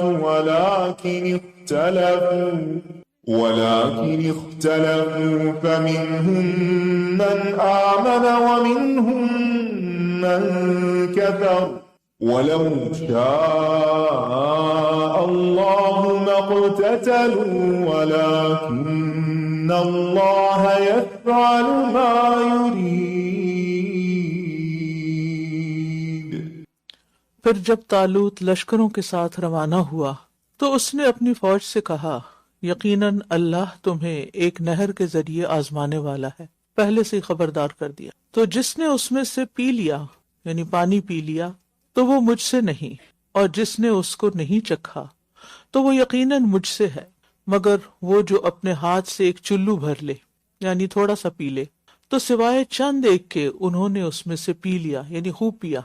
फिर जब उसने और उन लोगों ने जो उनके साथ ईमान लाए थे उस नहर को पार कर लिया तो वो कहने लगे, आज हमारे पास जालूत और उसके लश्करों से मुकाबला करने की कोई ताकत नहीं। इस मौके पर जो लोग इस बात का यकीन रखते थे कि वो अल्लाह से मुलाकात करने वाले हैं, कहने लगे, कितनी ही बार ऐसा हुआ है कि छोटी जमात बड़ी जमात पर अल्लाह के इज़्न से गालिब आती रही है और अल्लाह सब्र करने वालों के साथ है, लिहाजा हिम्मत नहीं हारो, आगे बढ़ो।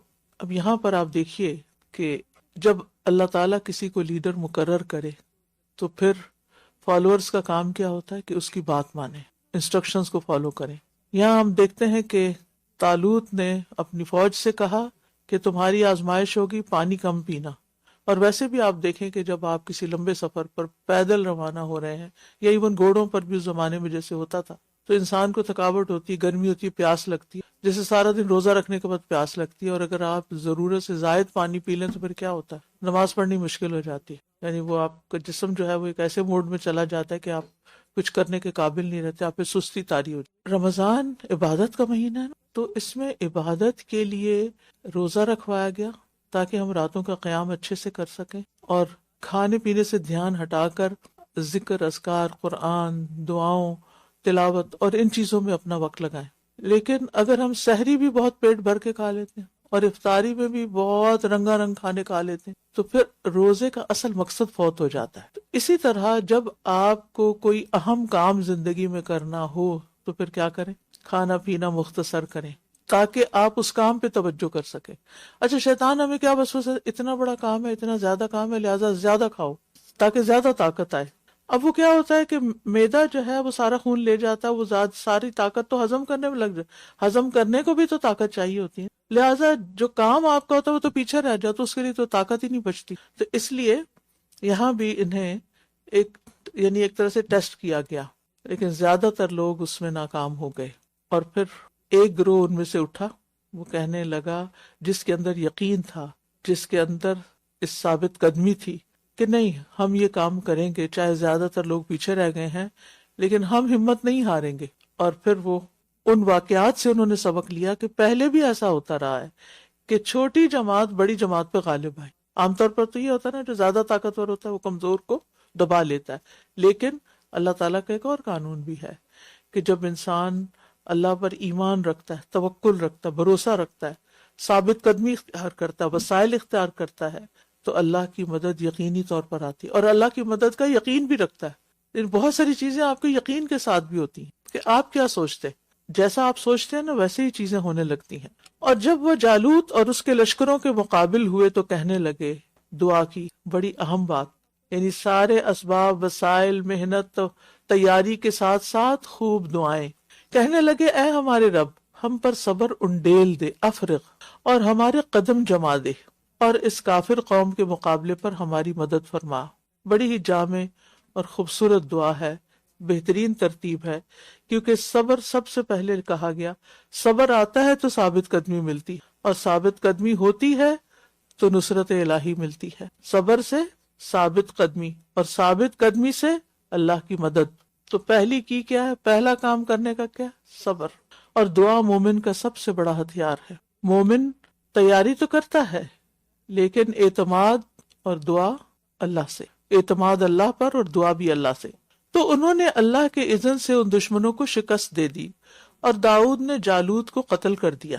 یہاں آتے ہیں داؤد علیہ السلام سامنے، اور اللہ نے اسے بادشاہت اور حکمت عطا کی، اور جو چاہا اسے سکھایا. بادشاہت، حکمت اور بے شمار اور چیزیں سکھا دی. یہ اللہ کا فضل. اور اگر اللہ بعض لوگوں کے ذریعے بعض کو نہ ہٹائے تو زمین میں فساد پھیل جائے، لیکن اللہ جہان والوں پر فضل فرمانے والا ہے. یہ اللہ کا قانون ہے کہ جب کوئی گروہ قوت اور اقتدار کے نشے میں حد سے بڑھ جاتا ہے تو اللہ تعالیٰ کسی دوسرے گروہ کو اس کی جگہ پر لے آتا ہے. اللہ تعالیٰ اس کو پیچھے کر دیتا ہے، ظالم کو، فسادی کو، کیونکہ اگر ایسا نہ ہو تو زمین میں امن قائم نہیں ہو سکتا.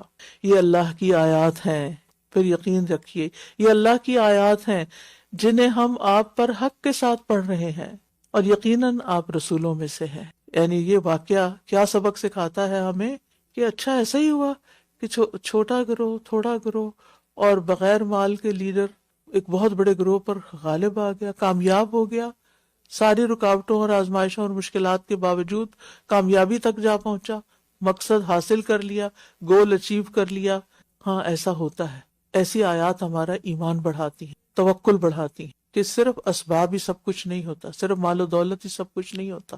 کامیابی کے لیے اور بھی بہت سی چیزیں چاہیے ہوتی. یہ رسول، ان میں سے بعض کو ہم نے بعض پر فضیلت عطا کی. ان میں سے بعض وہ ہیں جن سے اللہ نے کلام کیا، اور ان میں سے بعض کو درجات میں بلندی عطا کی. پیچھے فضیلت کی بات تھی نا کہ اللہ نے طالوت کو سب پر فضیلت دی، تو اسی طرح اللہ نے انبیاء کو بھی، رسولوں کو بھی بعض کو بعض پر فضیلت دی، درجات کی بلندی دی. اور ہم نے عیسیٰ ابن مریم کو واضح نشانیاں عطا کی، اور روح القدس سے اس کی تائید کی. اور اگر اللہ چاہتا تو ان کے بعد آنے والے لوگ واضح نشانیاں آ جانے کے بعد باہم نہ لڑتے، لیکن انہوں نے اختلاف کیا. پھر ان میں سے کچھ تو ایمان لے آئے اور کچھ نے کفر اختیار کیا. اور اگر اللہ چاہتا تو وہ باہم نہ لڑتے، لیکن اللہ وہی کرتا ہے جو وہ چاہتا ہے. تو یاد رکھیے کہ اللہ سبحانہ تعالیٰ نے ہر دور میں رسول بھیجے، اور رسولوں کے بعد ان کے جو قوموں کے اندر مصلحین بھی بھیجے، لیکن لوگوں نے پھر بھی دین کے معاملے میں بہت اختلاف کیا. حتیٰ کہ بعض کفر تک جا پہنچے اور پھر آپس میں بہت لڑائیاں بھی کی.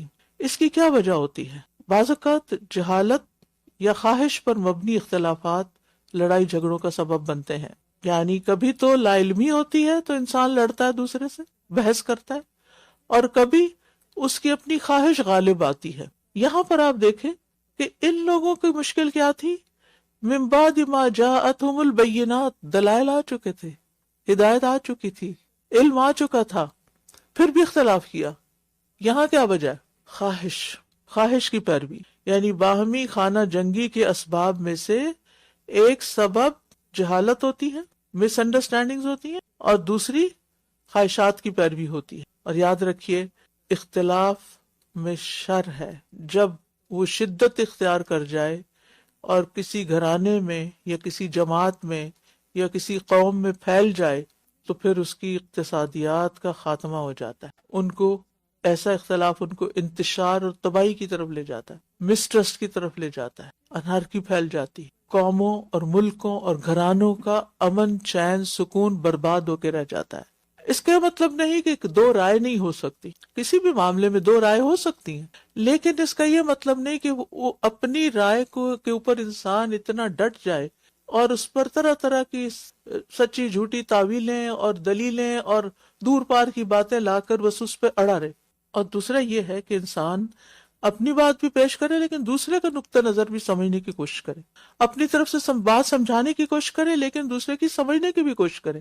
اور اگر پھر بھی سمجھ نہ آئے تو ضروری نہیں کہ اپنی بات پر ہی ڈٹے، ورنہ کہے کہ میں تو جا رہا ہوں. اس کو اپنی بات کہہ کر مطمئن ہو جائے کہ مجھے جو حق معلوم تھا، جو صحیح بات لگتی تھی وہ میں نے بتا دی. اب اگر دوسرا ایکسیپٹ نہیں کرنا چاہتا تو اس کی مرضی، اس میں میرا تو کوئی نقصان نہیں. یعنی کبھی کبھی اپنے موقف سے ودڈرا کر جانا، پیچھے ہٹ جانا، پسپائی اختیار کر لینا، اس میں انسان کے لیے کوئی ذلت نہیں ہوتی. آپ نے دیکھا ہوگا کہ جتنے بھی بڑے لوگ ہوتے ہیں وہ کوئی ایسا کام نہیں کرتے جس سے فساد پیدا ہو، جس سے باہم لڑائی جھگڑے اور خانہ جنگیاں شروع ہو جائیں اور اصل مقصد پیچھے رہ جائے. اختلاف میں بھی طاقت لگتی ہے. ساری عقل، سوچ، سمجھ، ہر چیز، حتیٰ کہ پھر مال اور جسم اور وقت اور بہت کچھ صرف اس میں لگ جاتا ہے کہ میں اپنے آپ کو پروو کر دوں. لہٰذا اس سے بچنے کی ضرورت ہے اور ڈفرنس مینجمنٹ آنی چاہیے. یہ انسان کے عقل مند ہونے کی علامت ہے کہ کسی کے ساتھ بھی، چاہے اپنے بہن بھائی ہوں، کولیگس ہوں، دوست ہوں، رشتہ دار ہوں، ہسبینڈ وائف ہوں، والدین اور بچے ہوں، لازماً اختلاف ہوگا کیونکہ اللہ نے ہر ایک کو الگ پیدا کیا. یعنی ہر ایک کی فطرت الگ ہوتی ہے، پرسنالٹیز الگ ہوتی ہیں، اور وہ ان کے سوچنے، سمجھنے، بات کرنے، چیزوں کو دیکھنے کا انداز فرق ہوتا ہے. لہٰذا اس بات کو سمجھیں. جب آپ کسی کا مزاج سمجھ جاتے ہیں نا تو پھر معاملہ کرنا بھی آسان ہو جاتا ہے. تو گھروں کے اندر اپنے ہی بچوں کے مزاج سمجھے. دو بچے بھی ایک طرح نہیں ہوتے، تو پھر ماں کا طریقہ کیا ہے؟ ہر ایک کے بچے کے ساتھ فرق ہوگا. کہیں سختی کام آئے گی، کہیں نرمی کام آئے گی، کہیں ایک دفعہ کہنا فائدہ دے گا، کہیں دوسری. کمپیریزن نہیں کریں. تھوڑی سی بریک لے لیتے ہیں تاکہ آپ لوگ بھی ریلیکس ہو جائیں، اور آپ میں سے ابھی تک جو کچھ ہم نے پڑھا ہے اس میں سے کوئی خاص نقطہ اگر آپ بتانا چاہیں تو ویلکم. جی پیچھے وہاں سے، اور ادھر سے میں آن لائن بھی دیکھتی ہوں. جی بات کیجیے.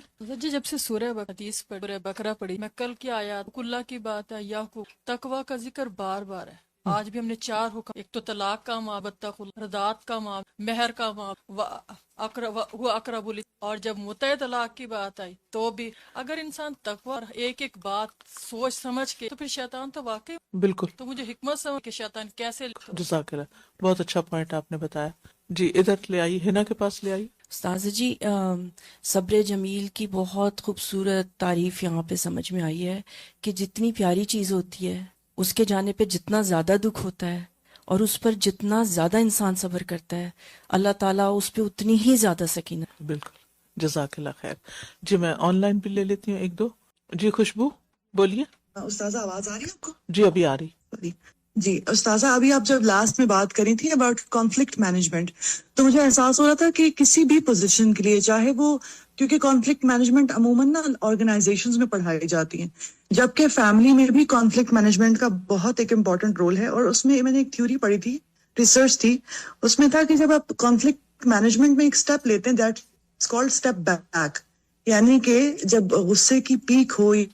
جی آواز رکی بیک کرتے ہیں جی بیسیکلی وہ لوگ ہوتے ہیں جو اصل میں ایموشنل انٹیلیجنٹ ہوتے ہیں, کیونکہ it needs a lot of emotional intelligence to step back at the right moment basically. بہت ہی اچھا نقطہ بتایا. سب اپنے پلے باندھ لیں کہ جب اختلاف ہو تو پھر اس موقع پر جب ہارڈ ڈسکشنز چل رہی ہوں تو پھر اسٹیپ بیک, خاموشی اختیار کر لیں, پیچھے ہٹ جائیں, اس کو ٹائم دیں, کیونکہ کسی بھی ایموشن کی جو لائف ہوتی ہے وہ 12 منٹس ہوتی ہے.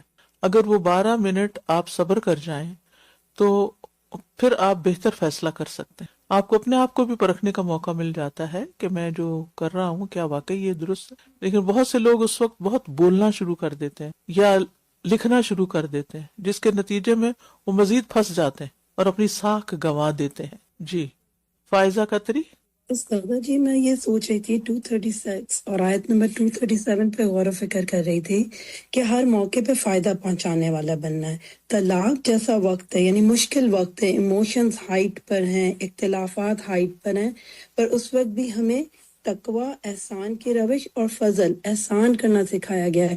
یعنی ہم ایموشنز کو ایکسکیوز نہیں بنا سکتے کہ مجھے غصہ آ رہا تھا اس لیے میں نے ایسے کر دیا. جزاک اللہ خیر. جزاک اللہ خیر. جی عائشہ ذکیر.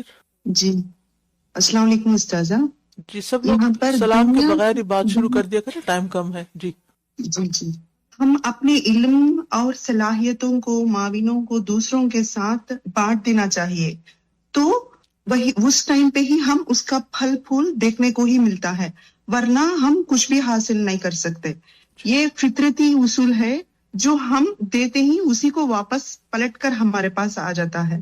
یہ اللہ کا فضل اور احسان کے ساتھ برتاؤ کرنی چاہیے, بندوں کے ساتھ فضل اور احسان کے برتاؤ کرنی چاہیے. استاذہ جزاک اللہ خیر. جی صفیہ خان.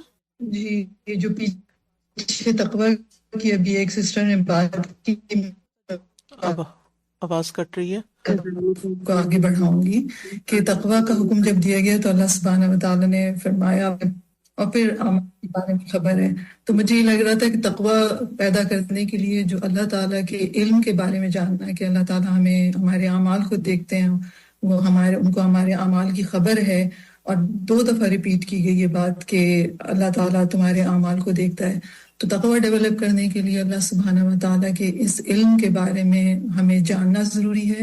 اور جب اللہ تعالیٰ کے بارے میں ہم یہ جانتے ہیں کہ اس کا علم ہمارے ایک ایک عمل کے بارے میں ہے, میں آسانی ہوتی ہے. تو یہ پریویلنگ یا ریکرنگ تھیم مجھے لگ رہا تھا کہ تھرو آؤٹ تقوی کا حکم ہے, اور پھر اللہ سبحانہ و تعالیٰ کے علم کو ڈسکرائب فرمایا ہے انہوں نے. جی جزاک اللہ خیر.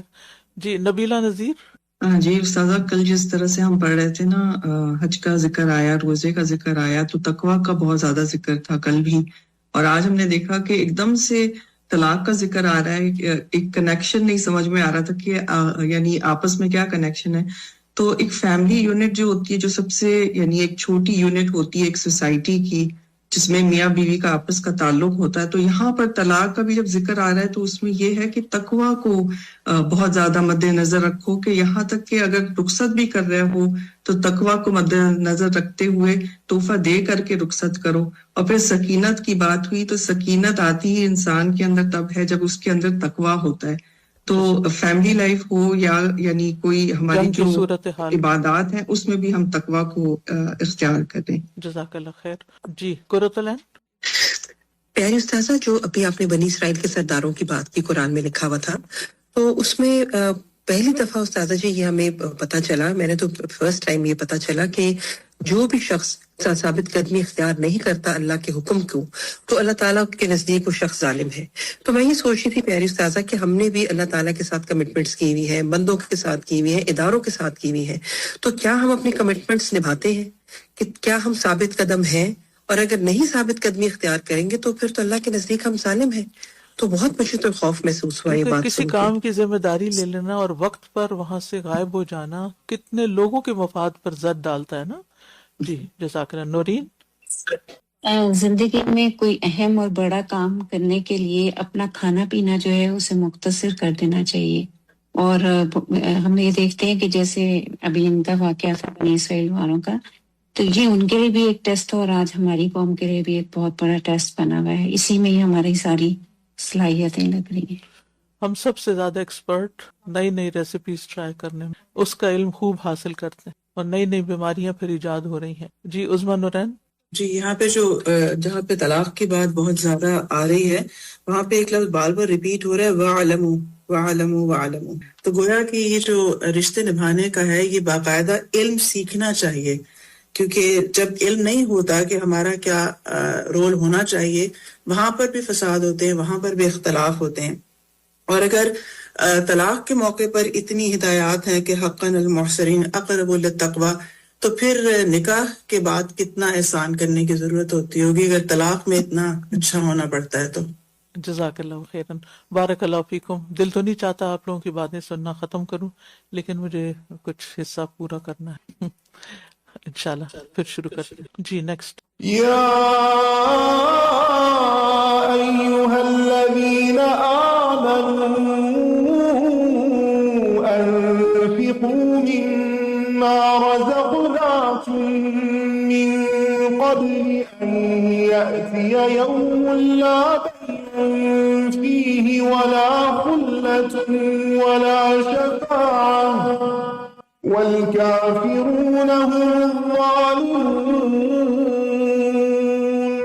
الله لا إله إلا هو الحي القيوم لا تأخذه سنة ولا نوم له ما في السماوات وما في الأرض من ذا الذي يشفع عنده إلا بإذنه يعلم ما بين أيديهم وما خلفهم ولا يحيطون بشيء من علمه بما شاء وسع كرسيه السماوات والأرض ولا يؤوده حفظهما وهو العلي العظيم. لا إكراه في الدين قد تبين الرشد من الغي فمن يكفر بالطاغوت ويؤمن بالله فقد استمسك بالعروة الوثقى لا انفصام لها والله سميع عليم.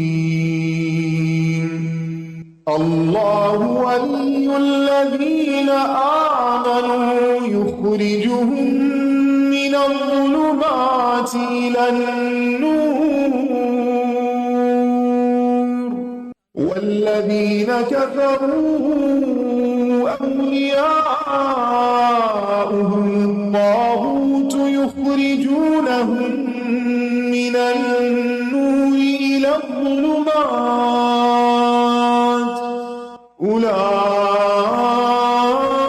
أولئك أصحاب النار هم فيها خالدون. اے لوگوں جو ایمان لائے ہو، جو رزق ہم نے تمہیں دیا ہے، جو رزق ہم نے تمہیں دیا ہے اس میں سے خرچ کرو. تمہارا اپنا کچھ نہیں، یہ ہمارا دیا ہوا ہے. دیے ہوئے میں سے دینے والے بنو، اس سے پہلے کہ وہ دن آ جائے جس میں نہ کوئی خرید و فروخت ہوگی اور نہ ہی کوئی دوستی اور سفارش کام آئے گی، اور کافر لوگ ہی دراصل ظالم ہیں. انسان کے لیے بہت ضروری ہے کہ انسان قیامت کے دن نجات حاصل پا جائے. لہذا وہاں کی نجات کے لیے یہاں اسباب اختیار کرنے، یہاں وہ کام کرنے ہیں کہ جن کے ذریعے وہاں پر کامیابی ہو جائے، کیونکہ وہاں نہ کوئی فدیہ ہوگا، نہ دوستی ہوگی، نہ سفارش کام آئے گی. ایمان کے بعد عمل صالح میں ایک اہم ترین عمل اللہ کا قرب حاصل کرنے کے لیے اللہ کے راستے میں خرچ کرنا ہے. اور جو مصارف اللہ تعالیٰ نے بتائے ہیں ان سب مصارف پر حسب ضرورت، جس دن کوئی کچھ کام نہ آئے گا اس دن کے لیے آج سے صدقہ کرنا ہے. جب بھی صدقہ کریں تو یہ سوچیں یہ میرا صدقہ، ہم کیا سوچ کے کرتے ہیں؟ فلاں مشکل کے حل کرنے کا ذریعہ بن جائے، فلاں تکلیف دور ہو جائے، یہ بیماری چلی جائے. یہ چیزیں تو چلی جائیں گی، ساتھ ہم بھی چلے جائیں گے. اپنی پچھلی زندگی پر غور کر کے دیکھیں، کتنی ہی چیزیں تھیں جنہوں نے بڑی مشکل پیدا کی اور پھر وقت کے ساتھ ساتھ کیا ہوا؟ ختم ہو گئے. آئندہ بھی اللہ تعالیٰ ہم سب کو عافیت میں رکھے، لیکن ان پہ پریشان نہ ہو. ہر تکلیف گزر جاتی. صرف دنیا کی تکلیفیں دور کرنے کے لیے صدقہ نہ کریں. یہاں صدقے کا اصل مقصد کیا بتایا گیا؟ کہ کس دن کی مصیبت سے بچنے کے لیے صدقہ کرو؟ آخرت کے دن کی، کیونکہ اس دن کوئی فائدہ نہیں ہوگا. دنیا میں کیا ہوتا ہے؟ آپ بیمار ہو، آپ کو علاج مل جاتا ہے، ڈاکٹر مل جاتا ہے، فکر کی ضرورت نہیں ہوتی. کوئی دکھ غم تکلیف پریشانی آ جائے، کوئی نہ کوئی ساتھ دے دیتا ہے. ایسے ہی ہوتا ہے نا، کوئی رشتہ دار، کوئی دوست، کوئی مددگار، کوئی راہ چلتا بھی بعض اوقات ترس کھا جاتا ہے. مسئلے حل ہو ہی جاتے ہیں. لیکن اس دن کسی نے بھی کام نہیں آنا، کسی نے پوچھنا ہی نہیں، کسی نے دیکھنا ہی نہیں، کسی نے کوئی رحم کرنا ہی نہیں.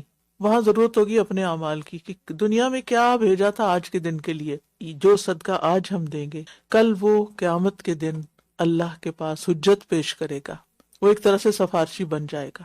لہذا صدقہ صرف دنیا کے مسائل حل نہیں کرتا، اور نہ ہی صرف دنیا کے فائدوں کے لیے دیں، بلکہ بڑے دن کے بڑے مسائل کے حل کے لیے صدقہ کریں. اور جب وہ دن سامنے ہوگا نا، وہاں کی مشکلات سے نکلنے کا دل ہوگا، تو پھر کیا ہوگا؟ پھر زیادہ سے زیادہ بھی ہوگا، کوالٹی کا بھی ہوگا، اور بچا بچا کے رکھنے کی عادت بھی کم ہوگی. اللہ کے ہاں دینے کی عادت زیادہ بڑھ جائے گی، دل کھلا ہو جائے گا. یقین کے مطابق انسان کا عمل ہوتا ہے. جب یقین ہو کہ یہ کام آنے والی چیز ہے کل کی مشکل میں، تو پھر مشکل نہیں ہوتی کچھ کرنے میں. پھر وہ یہاں کی مشکلیں اور خاص طور پہ بخل کی مشکل سے انسان نجات پا جاتا ہے. آیت الکرسی، اللہ وہ ہے، یہ اللہ کی پہچان ہے. آیت الکرسی کیا ہے؟ اللہ تعالیٰ کی صفات ہے. اس میں اس کی ربوبیت بھی ہے، الوہیت بھی ہے، اسماء و صفات بھی ہیں. اللہ وہ ہے جس کے سوا کوئی معبود نہیں، وہ زندہ ہے، سب کو قائم رکھنے والا ہے، نہ اسے اونگ آتی ہے اور نہ نیند. آسمانوں اور زمین میں جو کچھ ہے سب اسی کا ہے. کون ہے جو اس کے اذن کے بغیر اس کے ہاں سفارش کر سکے؟ کوئی بھی نہیں. وہ جانتا ہے جو ان کے سامنے ہے اور جو ان کے پیچھے ہے، اور وہ اس کے علم میں سے کسی چیز کا احاطہ نہیں کر سکتے. یعنی اللہ کو تو سب پتا ہے، جو ہمارے سامنے ہے، پیچھے ہے، جو دل میں ہے، جو ظاہر ہے، لیکن ہمیں اللہ تعالیٰ کے علم میں سے بس بہت تھوڑا ہی حصہ ملا ہے. وہ اس کے علم میں سے کسی چیز کا احاطہ نہیں کر سکتے مگر جتنا وہ چاہے، جتنا وہ دینا چاہے. اس کی کرسی نے آسمانوں اور زمین کو گھیر رکھا ہے، وسعتوں کا مالک ہے. اور ان دونوں کی حفاظت کس کی؟ آسمانوں اور زمین کی. اور ان دونوں کی حفاظت اس کو تھکاتی نہیں، اور ان دونوں کی حفاظت اس کو نہیں تھکاتی، اور وہ بہت بلند تر، بہت بڑا ہے. آیت الکرسی قرآن مجید کی سب سے زیادہ عظمت والی آیت ہے. اور اس آیت کا موضوع کیا ہے؟ اللہ لا الہ الا ہو. یہ اللہ عبادت کے لائق ہے. اللہ کی وحدانیت اور توحید کے بارے میں ایک درس ہے کہ صرف وہ معبود ہے، اس کے سوا نہ کوئی نفع دینے والا ہے، نہ کوئی نقصان دینے والا، نہ کوئی عطا کرنے والا، نہ کوئی روکنے والا، اور وہی سب سے عظیم رب ہے. ہم سب کو بھی آیت الکرسی پڑھنے کو لازم کر لینا چاہیے ہر فرض نماز کے بعد، کیونکہ جو ایسا کرے موت کے علاوہ کوئی چیز اسے جنت میں جانے سے نہیں روکتی. صبح اور شام کے اذکار میں، رات کو سوتے وقت، تاکہ شیطان سے بچنے اور اللہ کی حفاظت میں آنے کا سبب بنے. اس آیت میں، آیت الکرسی میں توحید پر 11 دلائل ہیں. الحی، القیوم، لا تأخذہ سنۃ ولا نوم، لہ ما فی السماوات وما فی الارض، من ذا الذی یشفع عندہ الا باذنہ، یعلم ما بین ایدیہم وما خلفہم، ولا یحیطون بشیء من علمہ الا بما شاء، وسع کرسیہ السماوات والارض، ولا یؤودہ حفظہما وہو العلی العظیم. دین میں کوئی جبر نہیں، یقیناً ہدایت گمراہی سے الگ ہو چکی ہے. تو جو کوئی طاغوت کا انکار کرتا ہے اور اللہ پر ایمان رکھتا ہے تو یقیناً اس نے ایک مضبوط کڑا تھام لیا جو کبھی ٹوٹنے والا نہیں، اور اللہ خوب سننے والا، خوب جاننے والا ہے. یاد رکھیے، زندگی گزارنے کے لیے راہ عمل صرف اور صرف اسلام ہے. اللہ نے اسلام کے ذریعے ہمیں روشنی عطا کی ہے، ہدایت और गुमराही का फर्क बता दिया है। लिहाजा हर इंसान को जो अकल दी गई है उसके साथ वो इसका इल्म हासिल करके इस फर्क को जाने। अल्लाह उन लोगों का दोस्त है जो ईमान लाए, वो उन्हें अंधेरों से रोशनी की तरफ निकाल लाता है। और वो जिन्होंने कुफ्र किया उनके दोस्त तागूत हैं, सरकश कुव्वतें, शैतान। ये उन्हें रोशनी से अंधेरों की तरफ निकाल ले जाते हैं, आसानियों से मुश्किल की अंधेरों की तरफ, परेशानियों की तरफ। यही लोग आग के साथी हैं, दुनिया में भी मुसीबत का बायस और आखिरत में ये उसमें हमेशा रहने वाले हैं। यानी जो लोग शैतान की बात माने, तागूत की बात माने, वो आग के साथी हैं, ये उसमें हमेशा रहने वाले हैं। यहाँ पर जुल्मात प्लूरल है और रोशनी सिंगुलर है।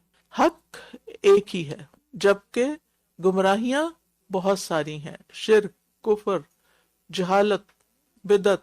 तो जब इंसान के अंदर ईमान आता है तो इंसान के अंदर एक करार आ जाता है, इंसान के अंदर सब्र आ जाता है, तवक्कुल आ जाता है, जिसकी वजह से उसकी जिंदगी में राहत और सादत आ जाती है, अल्लाह की विलायत मिलती है। अल्लाहु वलियुल्लज़ीना आमनू। जबकि शैतान जिनका साथी बन जाता है उनको अंधेरे मिलते हैं, परेशानियां मिलती हैं, नाफरमानियों की तरफ वो चल पड़ते हैं। तो ईमान लाकर नेक अमल करना अल्लाह की दोस्ती और मोहब्बत को साबित करता है कि वाकई आपके अंदर है, और अल्लाह के जिक्र से गफलत करना ये शैतान की दोस्ती को खींच लाता है। नेक्स्ट। ألم تر إلى الذي حاج إبراهيم في ربه أن آتاه الله الملك إذ قال إبراهيم ربي الذي يحيي ويميت قال إبراهيم ربي الذي يحيي ويميت قال أنا أحيي وأميت قال إبراهيم فإن الله يأتي بالشمس من المشرق فأت بها من المغرب فبهت الذي كفر والله لا يهدي القوم الظالمين أو كالذي مر على قرية وهي خاوية على عروشها قال أنى يحيي هذه الله بعد موتها فأماته الله 100 عام ثم بعثه قال كم لبثت قال لبثت يوما أو بعض يوم قال بل لبثت 100 عام فانظر إلى طعامك وشرابك لم يتسنه وانظر إلى حمارك ولنجعلك آية للناس وانظر إلى العظام كيف ننشزها ثم نكسوها لحما فلما تبين له قال أعلم أن الله على كل شيء قدير وإذ قال إبراهيم رب أرني كيف تحيي الموتى قال أولم تؤمن قال بلى ولكن ليطمئن قلبي قال فخذ 4 من الطير فصرهن إليك ثم اجعل على كل جبل منهن جزءا ثم ادعهن يأتينك سعيا واعلم أن الله عزيز حكيم। क्या आपने उस शख्स को नहीं देखा जिसने इब्राहिम से उसके रब के बारे में झगड़ा किया, इस बिना पर कि अल्लाह ने उसे बादशाहत दे रखी थी। जब इब्राहिम ने कहा कि मेरा रब वो है जो जिंदगी अता करता है और मौत देता है, उसने कहा میں بھی زندگی اور موت دیتا ہوں۔ ابراہیم نے کہا تو اللہ تو سورج کو مشرق سے لاتا ہے، لہٰذا تم اسے مغرب سے لے آؤ۔ تو وہ شخص جس نے کفر کیا تھا ہکا بکا رہ گیا، اور اللہ ظالم لوگوں کو ہدایت نہیں دیتا۔ اللہ تعالیٰ کس طرح ایمان والوں کا دوست ہوتا ہے، یہ بات ہمیں اس مثال سے سمجھ آتی ہے کہ کس طرح اللہ تعالیٰ نے ابراہیم علیہ السلام کو رشد عطا کی، اور وہی نمرود کا بھی خالق ہے، لیکن نمرود کے تکبر کی بنا پر کہ اس کے پاس بادشاہت ہے، کس طرح وہ سیدھے رستے سے بھٹک گیا، اور کس طرح ابراہیم علیہ السلام نے نمرود کے ساتھ بات چیت کی، کس طرح لاجک کے ساتھ اس کو سمجھایا، اور کس طرح اللہ سبحانہ وتعالیٰ نے ان کے دل میں یہ دلائل ڈالے۔ مومن کے لیے عقل کی نعمت ہو یا فیصلہ کرنے کی صلاحیت ہو، یہ سب کچھ درست سمت پہ استعمال ہوتی ہیں، لیکن غیر مومن کے لیے یہ نعمتیں وبال ثابت ہوتی۔ مومن ان صلاحیتوں کے ساتھ حق کو ثابت کرتا ہے، جبکہ غیر مومن ان صلاحیتوں کے ساتھ ناحق کی طرف جاتا ہے۔ اسی طرح دیگر دنیاوی نعمتیں بھی، جس شخص کا اللہ پر ایمان نہ ہو وہ نعمتیں اس کے لیے سرکشی کا باعث بن جاتی ہیں، وبال بن جاتی ہیں، اس کی برائیوں میں اضافے کا سبب بن جاتی ہیں۔ جب آپ کے پاس علم نہیں ہوتا تو مال کہاں خرچ ہوتا ہے؟ آپ دیکھ رہے ہیں نا جس طرح لوگ جہاں جہاں خرچ کرتے ہیں، تو بعض اوقات اتنی فضول خرچی ہوتی ہے۔ مجھے تو کبھی سمجھ نہیں آئی کہ مختلف مواقع پر ایون جو ڈریسز پہنتے ہیں لوگ، صرف ایک بار زندگی اس میں لاکھوں کروڑوں لگا دیتے، اس کا وہ حساب کیسے دیں گے؟ اللہ کو کیا جواب دیں گے کہ اس مال کو کہاں استعمال کیا؟ جبکہ دنیا میں بے شمار لوگ ایسے ہیں کہ جن کے لیے تن ڈھانپنے کو کپڑا نہیں، جن کے پاؤں میں جوتے نہیں، جن کے پیٹ میں کھانا نہیں، اور ان کو کیا سوچ کے اگنور کر دیتے ہیں کہ وہ محنت کریں نا، کب تک ہم انہیں دیتے رہیں گے؟ انطعم من لو یشاء اللہ اطعمہ، ہم ان کو کھلائیں، اللہ چاہتا تو خود ہی کھلا دیتا۔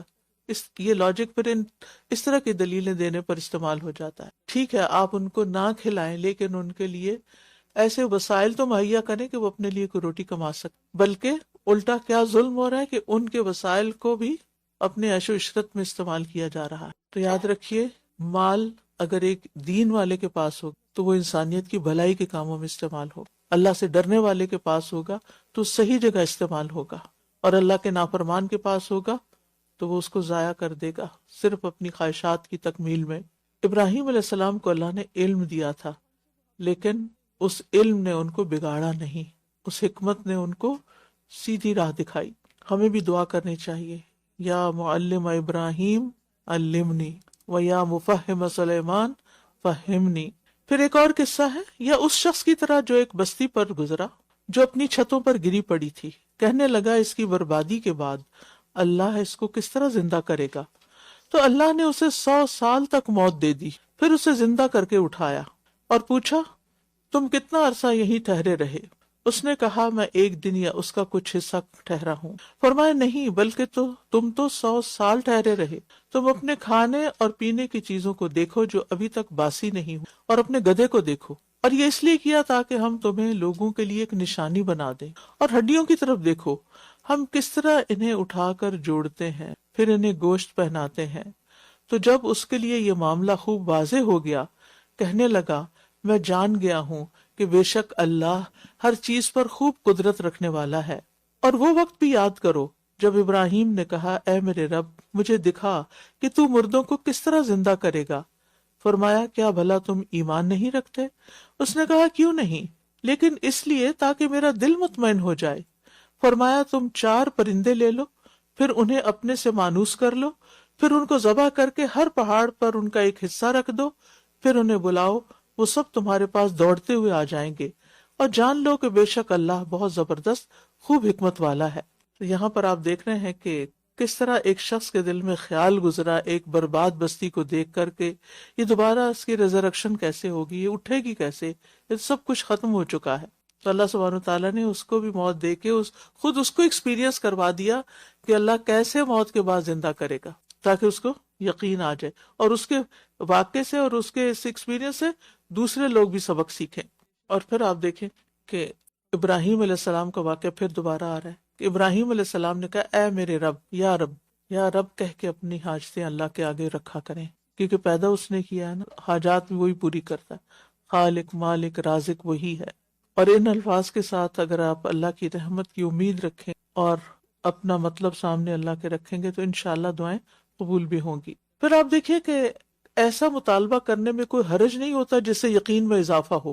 اس شخص کا بھی سوال ایسا ہی تھا کہ کیسے ہوگا، اللہ نے اس کو یقین دلا دیا۔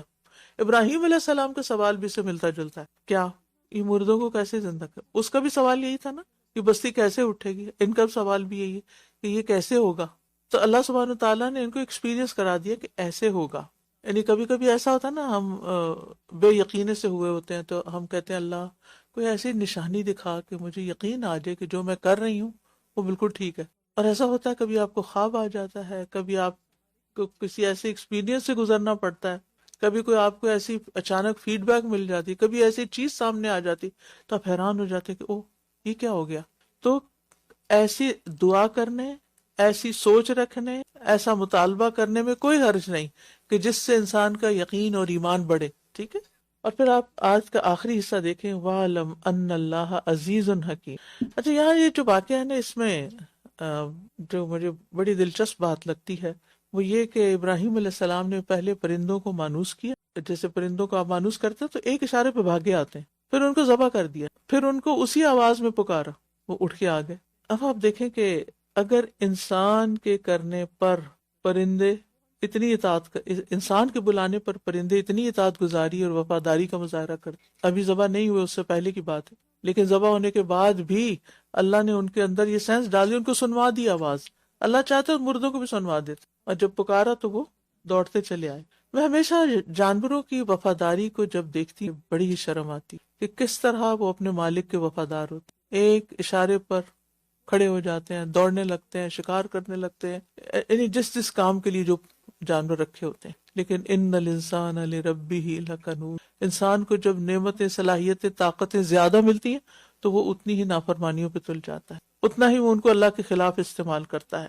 اور یہاں آخر میں جو صفات اللہ تعالیٰ کی بیان ہوئی ہیں، وَاعْلَمْ أَنَّ اللَّهَ عَزِيزٌ حَكِيمٌ، جان لو کہ اللہ غالب ہے، حکمت والا ہے۔ یہ پوری آیت کا اور پورے واقعے کا پورا خلاصہ ہے کہ یہ کیوں ہو گیا، کیسے ہو گیا۔ عقل تو نہیں مانتی کہ کوئی ذبح کیے ہوئے پرندے، آپ کے گھر میں چکن رکھا آپ اسے بلائیں، وہ تو نہیں آئے گی، کیونکہ آپ نے تو مانوس بھی نہیں ویسے کیا، وہ کہاں سے آئے گی، آپ کا تو اس سے تعلق ہی نہیں، آپ نے صرف اس کو خرید کے رکھ لیا بس کھانے کے لیے۔ تو اللہ عزیز بھی ہے، حکیم بھی ہے۔ اچھا، عزیز ہے یعنی وہ پوری قدرت رکھتا کہ جب چاہے گا وہ زندہ اٹھا لے گا، اور حکیم ہے، کمال حکمت والا ہے کہ جس کے مطابق اس نے زندوں کی موت کے لیے اور مردوں کو زندہ کرنے کے لیے ایک وقت مقرر کر رکھا ہے، اور وہ اس اپنے وقت پر وہ کر سکے گا اور کرے گا۔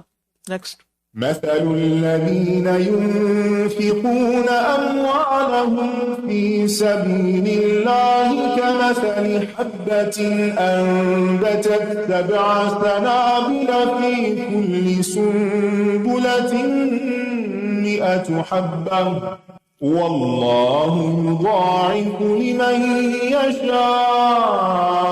يشاء والله واسع عليم۔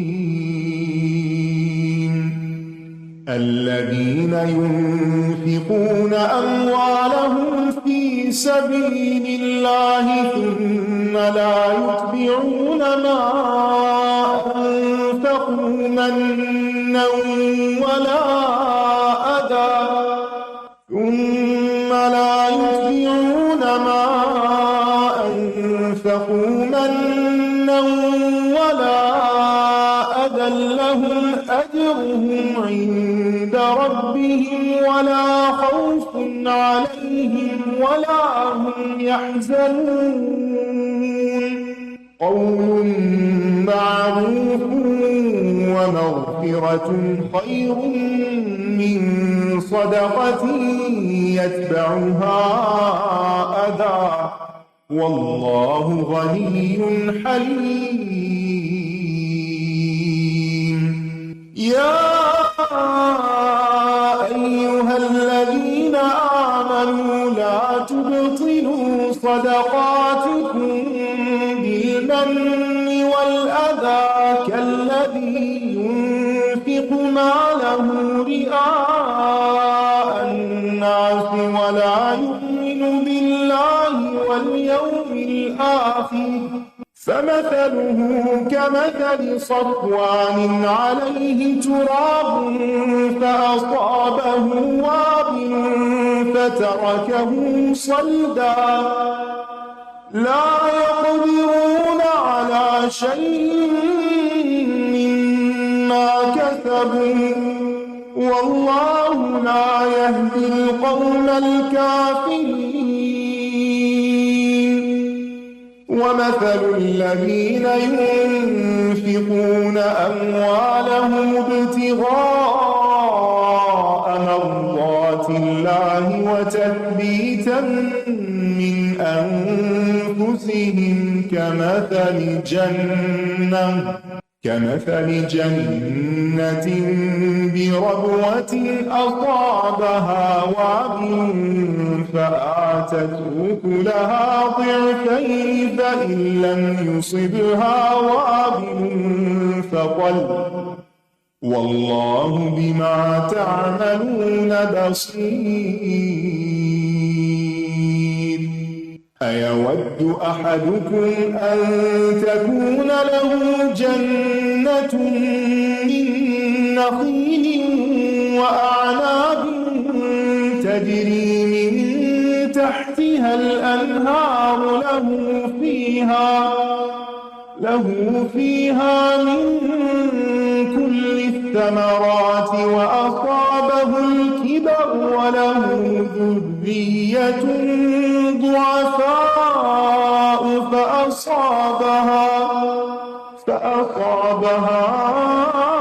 إعصار فيه نار فاحترقت كذلك يبين الله لكم الآيات لعلكم تتفكرون. جو لوگ اپنے مال اللہ کے راستے میں خرچ کرتے ہیں، اللہ کے راستے میں، دین کے کاموں میں، ان کے خرچ کی مثال ایک دانے کی طرح ہے جس نے 7 بالیاں اگائیں، جس کی ہر بالی میں 100 دانے ہوں، اور اللہ جس کے لیے چاہتا ہے بڑھا دیتا ہے، اور اللہ وسعت والا، خوب علم والا ہے. کیونکہ دین کے راستے میں خرچ کرنے کا فائدہ اور زیادہ ہوتا ہے، بڑے پیمانے پر ہوتا ہے، زیادہ لوگوں کو فیض پہنچتا ہے، ہزاروں لوگوں تک خیر جاتی ہے. جو لوگ اپنے مال اللہ کے راستے میں خرچ کرتے ہیں، پھر خرچ کرنے کے بعد نہ احسان جتاتے ہیں اور نہ ہی اذیت دیتے ہیں، ان کے لیے ان کا اجر ان کے رب کے پاس ہے. ضروری شرط بتا دی گئی، اجر تب ملے گا جب وہ احسان جتانے اور اذیت دینے سے خالی ہوگا، اور ان پر نہ تو کوئی خوف ہوگا اور نہ ہی وہ غمگین ہوں گے. مزید فائدہ بتا دیا گیا کہ خوف اور غم سے نجات مل جائے گی. تو اللہ کی رضا کے لیے خرچ کرنے والوں کے لیے خوشخبریاں ہی خوشخبریاں ہیں، اور اللہ کی راہ میں دینا دنیا اور آخرت کی سعادت کا موجب ہے. اور اس کے برعکس احسان جتلانا اور تکلیف پہنچانا، یہ دونوں دنیا اور آخرت دونوں میں نقصان کا باعث ہے. اچھی بات کرنا اور درگزر کر دینا اس صدقے سے بہتر ہے جس کے بعد اذیت دی جائے، اور اللہ بہت بے نیاز، بے حد بردبار ہے. یعنی اگر صدقہ نہیں کر سکتے کسی بھی وجہ سے، ہے نہیں کچھ، یا دل کی تنگی ہے، یا کوئی اور ضرورت آڑے آ گئی ہے، تو کم از کم اچھی اور بھلی بات ضرور کر دیں، اس میں تو تمہارا کچھ بھی خرچ نہیں ہوتا. اگر کوئی سائل ہے تو اس سے اچھے الفاظ میں معذرت کر لیں. اگر سائل سختی کر رہا ہے، بدتمیزی کر رہا ہے، تو اس کے جواب دینے کی بجائے درگزر سے کام لیں، صبر سے کام لیں. اور خندہ پیشانی سے ملاقات کرنا یہ بھی صدقہ ہے. دینے کے معاملے میں ان اصولوں کو اپنے سامنے رکھیں. اللہ بڑا بے نیاز، اس کے نام پر نہیں بھی دو گے تو اسے کوئی فرق نہیں پڑتا. بڑا بردبار ہے کہ اس نے تمہیں اتنا کچھ دیا، اسی میں سے تم نے دینا تھا، اور اگر نہیں دیا تو پھر بھی وہ تحمل سے کام لیتا ہے، حلیم ہے. اگر ہم کسی کو کچھ دیں اور ضرورت پڑنے پر ہمیں اس سے کوئی کام ہو اور کچھ مانگیں اور وہ نہ دے تو ہمارا کیا حال ہوتا ہے؟ تو اللہ کو تو ضرورت بھی نہیں ہے، وہ تو تمہارے فائدے کے لیے چاہتا ہے کہ کچھ لوگ جن کو میں نے دیا ہے وہ ان پر خرچ کریں جن کے پاس نہیں ہے. اے لوگو جو ایمان لائے ہو، اپنے صدقات کو احسان جتا کر اور اذیت دے کر ضائع مت کرو، اس شخص کی طرح جو اپنا مال لوگوں کو دکھانے کے لیے خرچ کرتا ہے اور اللہ اور یوم آخرت پر ایمان نہیں رکھتا. اس کی مثال صاف چٹان کی طرح ہے جس پر مٹی ہو، پھر اس پر تیز بارش پڑے تو وہ اس کو صاف چٹان کی طرح چھوڑ دے.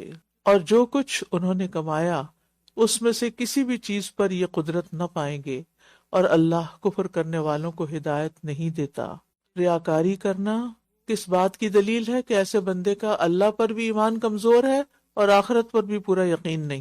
پھر یہاں سے یہ بھی پتہ چل رہا ہے کہ جس طرح نیک اعمال برائیوں کو ختم کر دیتے ہیں، اسی طرح برائیاں بھی نیک اعمال کو ختم کر دیتی ہیں۔ صدقہ کرنے سے کیا ہوتا ہے؟ گناہ دھل جاتے ہیں، اللہ کا غضب ٹھنڈا ہو جاتا ہے، انسان کی معافی ہو جاتی ہے، نیکی کا فائدہ ہو گیا آپ کو۔ اور اگر آپ نے اس میں اذیت شامل کر لی اور دکھاوا شامل کر لیا تو جو دیا تھا نا وہ بھی وائپ آؤٹ ہو گیا، وہ بھی چلا گیا۔ اور کسی کو دے کر جتلانا کبیرہ گناہ ہے۔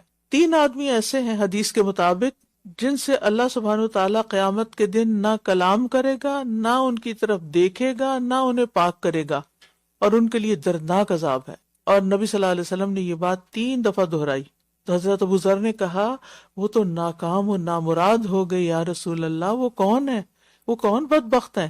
آپ نے فرمایا کپڑا لٹکانے والا، یعنی ایسا ڈریس پہننے والا جو تکبر کے ساتھ اس کو پیچھے پیچھے گھسیٹے، احسان جتلانے والا، دے کر تانے مینے کرنے والا، اور جھوٹی قسم کے ساتھ اپنا مال فروخت کرنے والا، جھوٹ بول کر اپنا مال سیل کرنے والا۔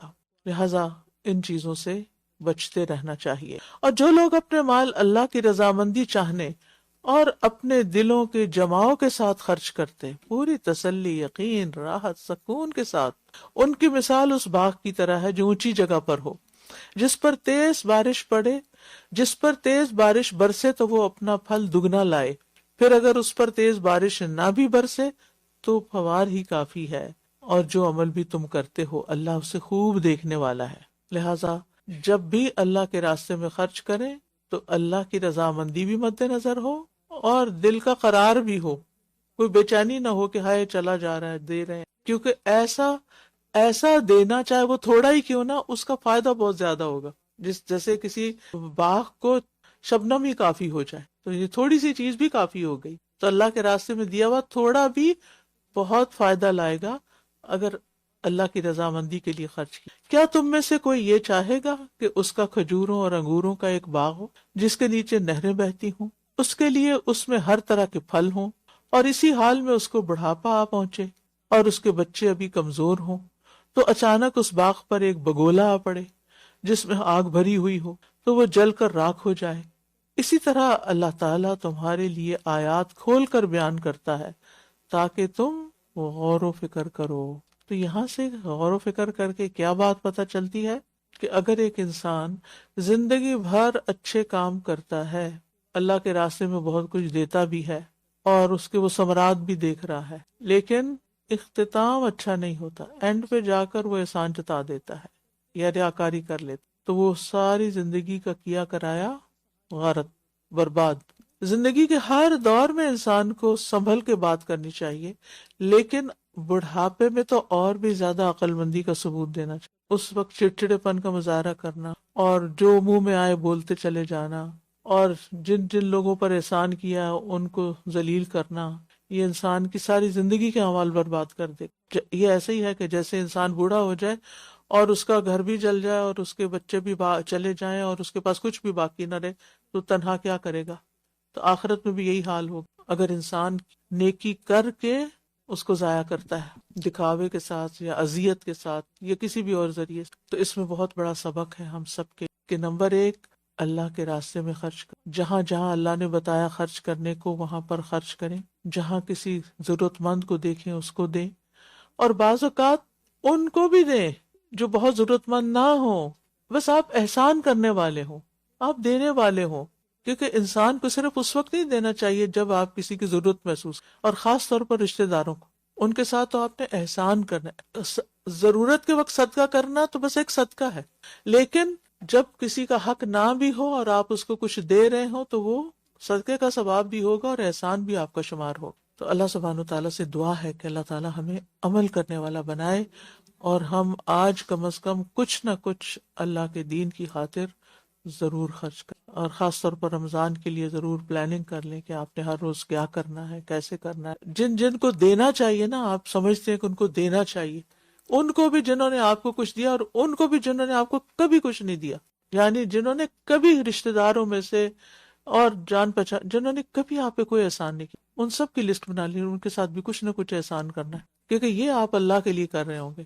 جب آپ ان کے لیے کرتے ہیں جنہوں نے آپ کے لیے کیا، تو وہ آپ بدلے کے طور پہ بھی کر رہے ہوتے ہیں۔ اللہ سبحانہ وتعالی ہمیں ویسا ہی بنا لے جیسا وہ ہم پسند کرتا ہے، جو چاہتا ہے۔ اللہم وفقنا لما تحب وترضى۔